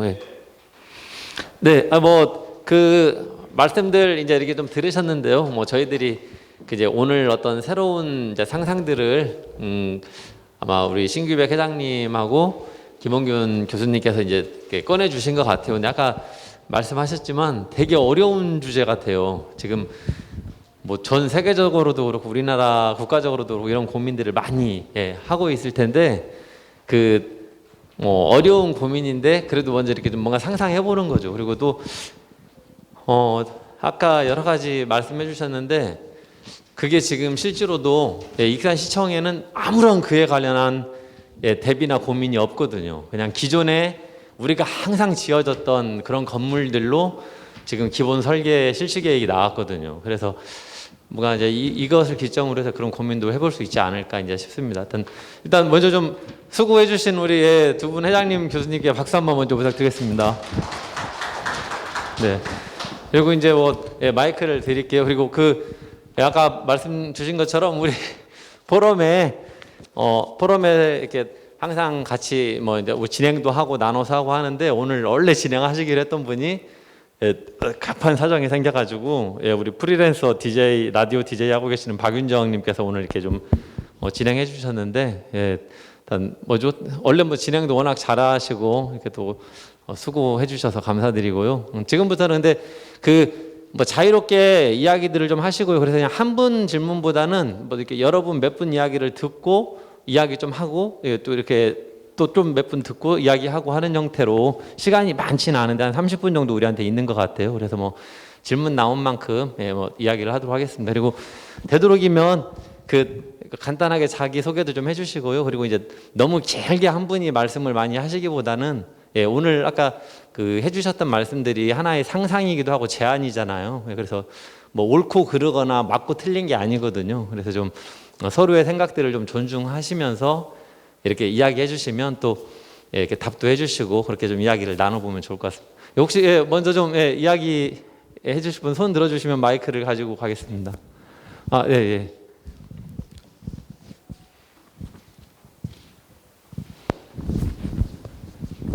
소리 안 나네? 나요? 네네.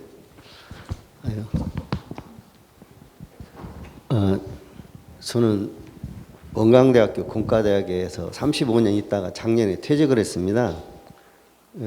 제가 이제 도시계획, 도시개발이라든가 여기에서 좀 잠깐 말씀을 좀 드리려고 하는데요. 우리 신기백 선생님이나 김원균 교수님이 말씀하신 것이 아니고 다 잘하셨는데 좀 빠진 게 있어서 제가 좀 말씀을 저는 익산 청사에 대해서 좀 말씀을 드리려고 하거든요. 전주시청 혹시 아시죠? 그게 우리나라에서 제일로 잘 못 건물 진 건물이에요. 무슨 얘기냐면 예술성만 따져가지고 한옥처럼 짓고는 실용성이 제일로 없는 청사가 전주시청이에요. 그래갖고 전주시청 실무 사무실의 70%를 임대를 해서 쓰고 있어요. 현재. 그게 엉터리거든요. 그 다음에 혹시 서울시청 아시죠? 서울시청은 세계적인 건축가들이 와서 건물 졌는데 실패작이 뭐냐? 유리로 졌어요. 유리로. 그건 초등학생도 아는 거예요. 그게 지금 안 되는 거예요. 이게 반사율과 여름에 에어컨비와 난방비가 엄청나게 들어가요. 매 수십억이 들어가요. 근데 이제 하나 잘한 게 있어요. 광장이 돼 있어요. 잔디밭으로. 그 잔디밭 광장은 로마나 그리스 시대부터 관공서라든가 큰 건물이라든가 박물관 앞에는 항상 광장을 만들게 돼 있어요. 이게 도시 설계의 기본이거든요. 제가 이 말씀을 드리냐면 세종시에 가서 진 건물도 지금 익산시처럼 설계를 했어요. 공원화 시킨다고. 근데 거기 시민들 갑니까? 절대 안 가요. 익산도청 이렇게 만들었어요. 안 가요. 이론적으로는 좋죠. 안 갑니다. 시민이 가야 돼요. 이거 없애야 돼요. 이건 공원이 아니고 정원입니다. 정원. 요 잔디를 깔아가지고 오히려 그게 훨씬 더 효과적이에요. 그리고 주차장을 너무 모자라서 3층 건물 따로 짓나? 지하를 하나 더 파면 돼요. 그래갖고 주차장이 1차 확보돼야 마트도 잘 되는 거예요. 주차장이 이게 모자라는데 무슨 청사를 이렇게 써요. 이 공원을 저는 반대하는 것이 아니라 녹지화에 대한 어떤 환경성은 여기 안에도 충분히 확보될 수 있어서 이거 해갖고 손바닥만한 거 해갖고 공기가 청정화됩니까? 안 돼요. 잔디를 깐다가 광장을 만들어가지고 시민들이 오히려 와서 놀게 만들어. 여기 누가 여기 갑니까? 이거 주차 놓다 오고 이거 뜯어 고쳐야 돼요. 이거 잘못된 거. 도청이 15년 전에 할 때 2천억을 들였어요. 지금은 1,000억짜리 공사입니다. 익산시청 돈도 없어요. 지금 빚이 엄청 많아요. 그래서 저는 이걸 잔디를 하고 더 확보해야 된다는 거. 그걸 저 강조하면서 시간이 제가 많이 없기 때문에 한 가지 더 말씀드리는 건 뭐냐면 지금 익산시에서 2만 세대 아파트 짓는 거 아시죠? 혹시 아세요? 올해부터 해서 내년까지 2만 세대를 집니다. 익산시 시민이 지금 28망이 무너지고 있어요. 익산시 뭐라 합니까? 지금은 우리가 시민이 나서서 인구를 증가시켜야 한다? 인구를 누가 증가 안 하고 싶어요? 먹고 살 게 없으니까 나가는 거 아닙니까? 지금 민원만 처리하는 일이 시기가 문제가 있어요. 지금 그게 문제가 아니라 먹고 살 수 있는 자리를 만들어야지. 산업체를 들여오든가 그게 중요한 것이지. 시청 짓고 지금 시민들한테 떠맡겨서 주소 옮기면 뭐 30만 원이다, 50만 원이다. 지금 그럴 때가 아니잖아요, 지금. 집안이 망해갖고 지금 먹고 살 것이 없는데 집을 짓고 무슨 뭐 저 데려오면 50만 원 준다. 이거 무슨 장난하는 것도 아니고. 그래서 다음 주제 때는 익산시 2만 세대 과연 이 재개발이라든가 건축물에 대해서 허가를 해주는 것이 타당한 거냐. 지금 저희 아버님이 살던 주현동도 있어요. 지금 빈집인데 그거 재개발은냐. 뭐 거기도 그냥 지금 남북으로 나눠서 싸우고 지금 대가리 터지게 난리예요. 그래서 저는 이제 다음 주에 한번 그것 좀 고려해 주시고, 저는 익산시청에 이거 공원 장난하는 거예요. 그냥 잔디를 깔던 광장을 만들어가지고 주차장, 지하 주차장 많이 확보해서 오히려 지하를 하나 더 만들든가 더 파서 하면 돼요. 무슨 지하 주차장을 네. 따로 만듭니까? 저 여기까지만 말씀드리겠습니다. 아, 네, 감사합니다. 네, 네. 예. 예, 박수도 좀 부탁드리고, 예, 말씀하신 대로 원광대학교 도시공학과 교수님으로 예, 얼마 전에 정년퇴임하셔서 예, 아마 상당히 하시고자 하는 말씀이 이보다도 훨씬 더 많이 다음에 기회가 된다면 차라리 연사로 모셔서 한번 더 많은 이야기들을 해봐야 할 것 같고, 예, 저도 가장 큰 고민 중에 하나가 이렇게 2만 세대나 아파트를 계속 인허가를 해서 지어야 되냐라고 하는 게 지금 저도 항상 예, 그런 전문성이 제가 있는 건 아니기 때문에 고민인데 한번 예, 다음에도 그런 말씀 그것도 갖다 종합적으로 같이 이야기해보고 예, 또 혹시 예, 먼저 간단히 자기 소개도 해주시고 하면 더 좋을 것 같습니다. 네. 네, 안녕하세요. 저는 중앙동에서 커피 일을 하고 있는 박형우라고 합니다. 반갑습니다. 간단하게 제가 지금 선생님 말씀하신 것 중에 약간 대부분 다 공감하고요. 다 타당하다고 생각하는데 익산이 그 빚을 다 탕감하지 않았나요? 예, 이제 현재 빚은 예, 제로 상태이긴 한데 정정이 돼야 될 것 예. 같고 여튼 네, 알겠습니다. 아, 예, 그죠. 부채는 제로고 뭐 소각장이라든가 우리가 쓰는 예술의 전당 이런 것은 다 사실 우리 게 아니어서 민간 자본에 계속 네. 갚아야 되는 돈이 있는 지금 상황. 이제 두 선생님이 이제 발표해 주신 내용 중에 그러니까 그런 어떤 기능적인 부분은 이제 뭐 예산이나 뭐 이런 거에 따라서 이제 뭐 충분히 가변적인 게 있는 것 같고, 저는 익산 시민한테 가장 큰 불행, 좀 아쉬운 게 뭐냐면 그 익산역 광장이 사라졌다는 거라고 생각이 들거든요.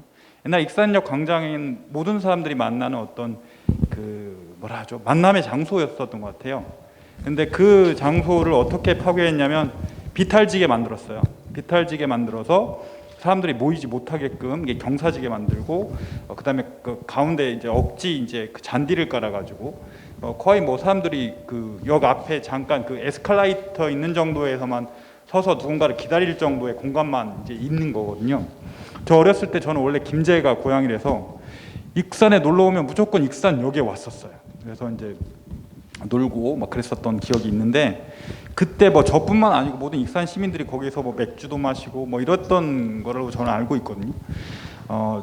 조금 전에 선생님이 말씀하신 내용 중에 되게 공감하는 내용이 뭐냐면, 그런 어떤 기능, 뭐 어떤 뭐 드라이브 스루도 좋고 어떤 뭐 제균이나 뭐 어떤 세균 뭐를 죽이고 뭐 이런 것들도 좋지만, 더 중요한 거는 저는 오히려 공간, 그러니까 장소나 공간이 우리가 인간을 이렇게 분리하는, 그러니까 코로나 때문에 분리하게 되죠. 그렇다면 공공시설은 과연 그래야 되는가? 그 사람들이 더 위로받고 모이고 교감하고 뭐라죠? 이렇게 소통하고 이럴 수 있는 장을 마련해 주는 게 공공시설이나 공공장소의 역할이라는 생각이 들거든요. 그런 측면에서 아까 선생님 말씀하신 어떤 뭐 나무 심어놓고 막 이렇게 막아놓는 게 아니라 오히려 어떤 광장을 마련하는 게, 소통하는. 그래서 저는 지난 시간에 우리 포럼에서 제가 곧 줄이겠습니다. 우리 포럼에서 가장 용해인 국회의원 모시고 이제 기본소득에 대해서 말씀드릴 때, 그 전에 예술나무 컴퍼니에서 와가지고 오셔서 공연을 하셨어요. 그때 큰 위로를 받았거든요. 우리 시민들이 코로나 이후에 가장 목마른 부분은 바로 그런 부분들이 아닌가. 예를 들면 뭐 병원 가서 치료하는 게 아니라 심리적으로 위축되고 뭐 이런 부분들, 그런 부분들 문화예술과 만나서, 그리고 시민들 서로를 만나서 이렇게 치유하고 교감하고 소통할 수 있는 그런 시민의 광장이 되지 않을까, 이런 생각을 합니다. 네.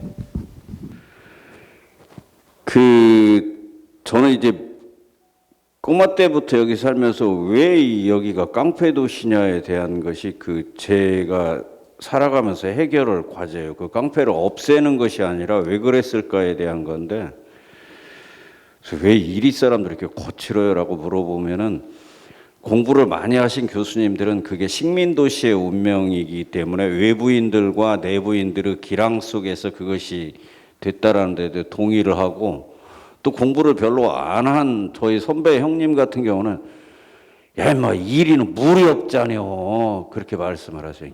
좀 더 나가면 만경강 있고 그런데 그 말은 곧 공원이 없다는 그 말과 저는 일맥상통하고, 여기 교수님이 하신 말씀이나 또 박영훈 선생님이 하신 말씀이 다 옳다고 저는 무조건 동의를 합니다. 그리고 이제 곧 그것은 장소나 공간이 그 인간의 심성에 미치는 것이 대단히 중요하다라는 거죠. 그래서 좋은 공간에서 아까 그 김홍규 교수님 말씀했는데 강남이 83제곱미터인가요? 그렇게 나오고 구로구 금천 거기가 그 제가 알기로 0.3으로 제가 들었던 것 같습니다. 예, 틀린 말이 아니죠. 그래서 저는 뭐 새로운 얘기를 하기보다는 하여튼 우리가 지금이라도 좋은 환경을 만들어야 한다는 데 대해서 무조건 동의를 하고, 그 앞으로도 이렇게 이러한 그 발표의 기회가 있을 때는 저는 꼭 20대 후반이나 30대를 좀 제발 좀 이런 이야기 속에서 좀 넣어줬으면 좋겠어요. 저만 해도 올드 해가지고 굳어 있어서 이렇게 젊은 사람들이 다른 도시에 갔을 때 어땠는가에 대한 다른 도시의 경험 같은 것을 좀 들어보면 어떨까, 저는 그런 생각을 갖고 있습니다. 그리고 두 분 선생님 말씀은 제가 잘 경청해서 제가 공부를 좀 더 해보도록 하겠습니다. 감사합니다.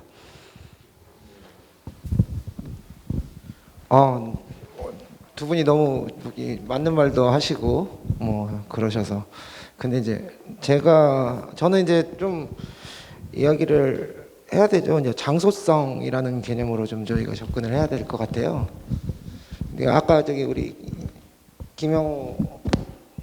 박형호 선생님이 이야기했었던 것처럼 익산역 광장에 대해서는 우리가 광장이라는 개념을 굉장히 많이 가지고 향수를 가지고 있죠.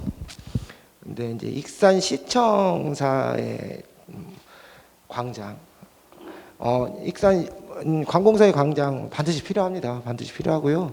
반드시 있어야 되는 그런 공간입니다. 공간인데, 또 역으로 생각을 했을 때 광장만 있어야 되는 게 아니고요.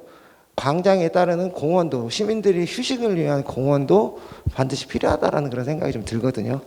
그러니까 어느 하나만 있어가지고 좋은 게 아니고요. 두 가지가 같이 융합이 됐을 때, 아니면은 여러 가지가 같이 융합이 돼가지고 조화를 이루었을 때, 그럴 때가 가장 좋은 공간이고 가장 좋은 장소라는 그런 생각이 들거든요.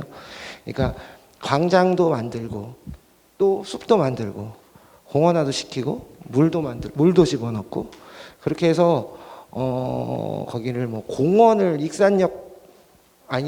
익산시청 앞이 공원이다라는 개념보다는 익산시청 앞이나 공원처럼 느껴질 수 있는, 누구나 가서 즐길 수 있는 그런 공간을 만들어 주려고, 물론 갈지 안 갈지는 그 다음에 이제 시민들의 이제 생각과 의지겠지만, 그것보다는 갈 수 있도록 노력을 해주는 것도 좋은 방법이라고 이렇게 생각이 들거든요. 그러니까 광장은 반드시 있어야 되는 겁니다. 있어야 되는 게 맞고요. 그리고 익산시청도 지금 현재 광장을 만드는 걸로 알고 있습니다. 이제 알고 있습니다. 그렇고요. 또 한 가지 더 이야기를 하는 거는 공원 이야기를 하는데요. 익산이 전에도 다른 데서 이제 제가 이제 발표를 한번 한 적이 있는데, 익산이 녹지가 뭐 전라북도에서는 거의 꼴등입니다. 꼴등. 익산 녹지가요. 도시림. 여러분들 한 사람 한 사람이 가질 수 있는 도시림, 그러니까 도시 생활림이라고 그렇게 이야기를 하거든요. 도시 생활림이 전라북도에서 꼴찌입니다. 전라북도에서 꼴찌라는 얘기는요, 전국에서도 뒤에서 손가락으로 맺힐 만큼 녹지가 없는 도시예요. 이런 도시에서 아까 우리 김한홍 교수님이 이야기하셨듯이 2만 호 아파트를 짓는데, 이제 뭐 거기는 뭐 더 나가면은 또 뭐 더 그렇게 되겠지만, 공원 일몰제가 되면서 더 이제 호수가 늘어났잖아요. 이제 공원 일몰제에 대한 어떤 그런 인식도 조금은 더 가져야 되지 않을까라는 그런 생각도 들고요. 그러면서 공원 일몰제가 되면서 녹지가 더 사라지고 있어요. 더 사라진다면은 최소한 하나가 효과가 없을지는 모르지만 하나가 모이면은 더 큰 효과를 가질 수 있는 그런 공간이 만들어지지 않을까라는 생각이 들어서요. 익산시청은 광장도 있고 녹지도 있는 그런 공간이 만들어져야 된다는 게 제 생각입니다. 네, 이제 그 시간이 많지는 않은데 간단히만 설명을 좀 드리면 저도 이제 가장 좀 아쉬운 건 익산시청을 짓는데 일단 지금 이제 이게 워낙 얼마가 드냐, 이거 무슨 돈으로 짓느냐 이런 것에 대한 정치적 논란이 선거 때 지방선거 때 있다 보니까 지금 우리 시가 신청사를 추진하는 데 있어서 돈이 많이 들지 않는다라고 하는 것에 대한 자기 방어라든가 그런 논리를 펴는 것에 대한 좀 되게 좀 그러니까 그런 궁색함이 있는 것 같아요. 그러다 보니까 뭔가 이렇게 비용을 최소한 줄이는 쪽으로 의미부여를 이렇게 해야 되는 그런 좀 현실적 상황이 있고요. 또 이 정부에서 예전에 이렇게 성남시청이나 이런 데가 막 호화청사 지었다고 해가지고 이 도시 인구별로 딱 어느 면적 이상 짓지 못하게 해놓은 거예요. 만약에 그 이상 면적을 지으면 페널티를 먹어요. 예, 그래서 지금 현재 지하에 있는 다목적 홀하고 1층의 작은 도서관 이것 빼고는 사실 시민의 공간이 없어요. 그냥 층별로 소회의실 하나 정도 지고 일반적으로 1층에 있는 뭐 수유실. 그래서 제가 아까 말씀하신 공무원분들도 편안하게 생활을 했으면 좋겠고 그런 거 다 동의하는데 우리가 1,000억이 넘는 돈을 들여서 50년 이상 쓸 신청사를 짓는데 이곳을 가장 손쉽게 가장 많이 이용해야 될 분이 시민인데 제가 생각하기에 지금처럼 지어지면 저도 그런 고민이 지금처럼 지어지면 그냥 딱 시청에 볼일 있는 사람만 오가는 그냥 행정 공간이 될 것 같은 그런 좀 걱정이 많이 들어요. 그래서 저번에 성남시청 가보니까 그 시장이 9층에 있었는데 9층 시장실을 시민 도서관으로 바꾸고 이재명 시장 시절에 자기가 2층으로 내려갔더라고요. 면적을 줄이고 그리고 9층에 시민이나 공무원들 누구나가 가장 좋은 전망에서 식사를 할 수 있도록 식당을 9층으로 올렸어요. 예를 들면 그래서 시민들이 사용할 그리고 그 앞에 광장에서는 시민들이 여름이면 캠핑을 하고 뭐 또 겨울에는 아이스링크를 만들어서 하고 뭐 이런 뭔가 그런 고민들을 자꾸 하는 것 같습니다. 그래서 그런 아쉬움이 이제 현재 있고요. 그래서 아까 말씀하신 것처럼 지금 우리 익산시청은 공간 주차 대수도 되게 부족하고 주변 도로 여건도 지금 그 도로에서 크게 변함이 없고 건물은 또 건물대로 되게 좁고 그래서 제가 2년 전에 춘천청사가 2년 전에 지어졌는데 갔더니 페널티를 먹더라도 넓게 지어라, 크게 지어라. 지어놓고 나서 공무원들이 너무 불편하다. 뭐 이런 이야기도 심지어 하시더라고요. 그래서 이게 뭐 그런 정도의 지금 현재 상황인데 좀 이제 시민 의견이 충분히 담겨지지 못한 좀 아쉬움이 있다 하는 저희 이제 개인적 생각이긴 합니다. 네. 뭐 시간이 마무리돼 가야 되는 시간이라서 혹시 또 이야기하시고자 하는 좀 말씀이 있으시면은 한 2분 정도 또 듣고 좀 마무리하면 좋을 것 같습니다. 예. 저는 26살 청년이고요. 익산을 너무 사랑하고 부모님이랑 살고 있습니다. 제가 익산이 너무 사랑해서 구석구석을 돌아다녀요. 혼자. 너무 좋아서. 뭘 행사를 해도 혼자 알아보고 가는데 안타까운 점이 너무 많아요. 하는 얘기가 공원 관리가 안 된다. 저녁에 싸움이 너무 많이 나서 신혼부부들은 무서워서 이사를 가요. 다른 지역으로. 그리고 출산 혜택, 농수산물 꾸러미를 모르는 친구들도 많아요. 일찍 시집간 장가간 친구들이. 그래서 그런 문제를 한번 더 생각해보고 젊은 부부들이 많잖아요. 아기도 많이 낳고. 그래서 그런 부분을 어른들이 한번 더 생각해 주시면 좋을 것 같아서 너무 떨려요 지금. 그래서 그런 걸 생각해 주시면 감사하겠습니다. 네, 수고하셨고요. 남중동에 살고 있는 정경숙인데요. 의원님께 묻고 싶은 건 지금 신청사 건립이 거의 결정된 것으로 알고 있거든요. 근데 지금이라도 이렇게 의견이 제시되면 그 변경이 가능한지 알고 싶고요. 현재 우리나라에서 가장 잘 지어졌다고 생각되는 시청사는 어느 곳인지 좀 말씀해 주시면 감사하겠습니다.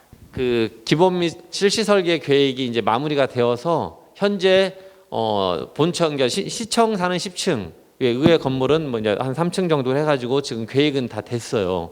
그 설계가 나왔고 의회까지 1차 한번 보고가 된 상황이고요.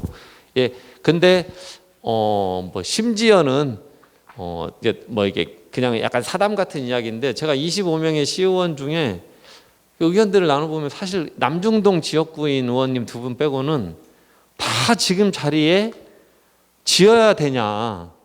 사실은 다 지금 자리가 잘못됐다라고 생각을 하세요. 저 역시도. 그래서 이게 심지어는 그런 상황인데 가고 있는 거죠. 지금 그냥 이게 선거 때 그냥 어떤 선거 국면의 공약이었고 공약이 되다 보니까 진행이 됐고 뭔가 이게 시민적 공론이 충분히 형성되지 못하고 이제 됐고 그리고 또 이제 설계까지 나온 거예요. 예, 그래서 근데 그럼에도 불구하고 이제 이런 자리를 마련한 건 설계는 설계일 뿐 얼마든지 저희들이 더 반영을 해서 아까 말씀하신 대로 차라리 광장을 넓히고 정원을 줄이는 게 좋겠다면 그렇게 할 수도 있는 것이고 그건 앞으로 얼마든지 아까 말씀드린 50년을 쓸 공간인데 그냥 이렇게 뭔가 충분한 더 의견 수렴이 안 된 채로 가서는 안 되겠다라는 생각이 있고 그래서 뭐 이게 충분하게 어떤 공론이 형성되고 의견이 모아진다면 예, 뭐 저도 의회에서 적극적으로 그런 것들을 더 요구하고 요청하고 해서 좀 더 개선할 수 있도록 하고 뭐 아까 그런 그 돈이 좀 더 들더라도 건물을 따로 시민 공간을 건물을 하나 더 늘리더라도 시청사와 별개 그러니까 시청사 예산은 아까 행안부에서 딱 제한하는 게 있으니까 그렇게 짓더라도 차라리 이때 돈을 만들어서 그러면 시민의 공간을 더 좀 별도의 건물을 짓는다든가 그러니까 뭔가 이게 그런 계획이 충분히 좀 세워졌으면 좋겠다는 개인적 바람이 있고요. 그건 시민들의 요구가 어떻게 모아지느냐에 따라서 얼마든지 좀 가능한 일이라고 이제 저는 그렇게 생각을 하고 있습니다. 예, 하여튼 뭐 시간이 하여튼 오늘 좀 같이 해줘 너무 감사드리고요. 두 분 말씀 듣고 같이 그래도 제가 남는 건 사진이잖아요. 같이 마지막 사진 하나 찍고 또 이렇게 마무리해 보도록 하겠습니다. 네. 예, 저도 시민의 한 사람으로서 나이 드신 분들도 어딘가에서 놀고 젊은 사람들도 놀고 그러는데 뭐 억지로 막 어디 저쪽 마한 교육문화회관 막 그런 데를 젊은이의 특구로 만든다고 해도 젊은 애들은 절대로 거기 가서 놀지 않거든요. 시청 앞에서 애들이 이렇게 농구도 하고 스케이트보드도 타고 그 다음에 거기다가 이렇게 무대를 만들어줘서 애들이 춤을 출 수 있게 하고 그 다음에 전기 시설을 만들어주고 그렇게 시설을 만들어주면은 이렇게 이렇게 길거리에서 버스킹 한다고 그러죠. 그런 분들도 와서 할 수 있을 것 같아요. 그러니까 처음에 그 설계를 하는 데는 제가 볼 때는 돈이 별로 안 들을 것 같아요. 그리고 농민들이 데모를 잘 할 수 있도록 해주는 것도 시에서 역할이 아닐까 그런 생각이 듭니다. 제가 공부를 좀 더 해왔어야 하는데요. 일단 사람들이 거기서 많이 사용하고 많이 놀게 하는 그런 공간이 될 수 있도록 저도 힘 닿는 대로 애를 쓰겠습니다. 감사합니다. 저는 하도 말을 많이 해가지고요. 마지막으로 시청사에 대해서는 잘 됐으면 좋겠다. 이게 누구의 청사냐? 시민의 청사다. 공무원들이 모여서 업무를 보는 공간이기도 하지만 그 업무를 보는 공간이 주가 아니고 시민들이 와서 시민들이 즐길 수 있는 그런 공간이 되어야 된다라는 입장입니다. 그래서 좀 더 시민을 위한 그리고 시민에 의한 그런 공간이 만들어지기를 고대합니다. 이상입니다. 네, 하여튼 감사드리고요. 하여튼 저도 좀 이 시청이 이렇게까지 오기까지 그냥 더 역할을 못한 것 같아서 생각이 많이 들고 아까 시민을 위한 시민에 의한 공간이 돼야 되는데 지금까지가 전혀 그러지 못했다라고 저는 생각을 하거든요. 그래서 아까 지금 제가 나눠드린 그 평면도에 보시면 그게 딱 그 공간이에요. 그래서 그 전체 계획 지금 한 20장짜리 정도의 기본 설계 계획, 층별 전체 계획, 뭐 의획, 청사 계획 제가 그 오늘 저녁이나 내일 제 블로그에 그대로 다 올려놓겠습니다. 그러면 한번 더 보시고요.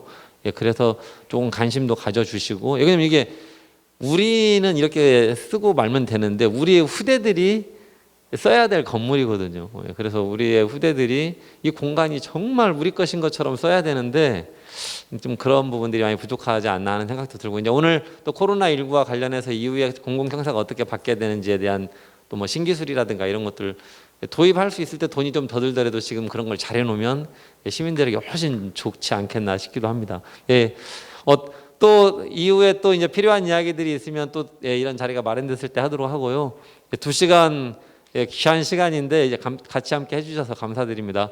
다음 말씀드린 대로 11월에는 전북 교육, 코로나 이후에 전북 교육 어떻게 돼야 되나, 아마 나름대로 뭐 전북 교육감 후보를 준비하고 계시거나 아니면 전북 교육을 좀 크게 준비하고 뭔가 보는 시야가 있는 그런 분들을 좀 모셔보려고 하거든요. 그래서 여러분 또 다음에 공지 드리면 같이 또 자리해 주시면 감사하겠습니다. 예, 마치겠습니다. 감사합니다.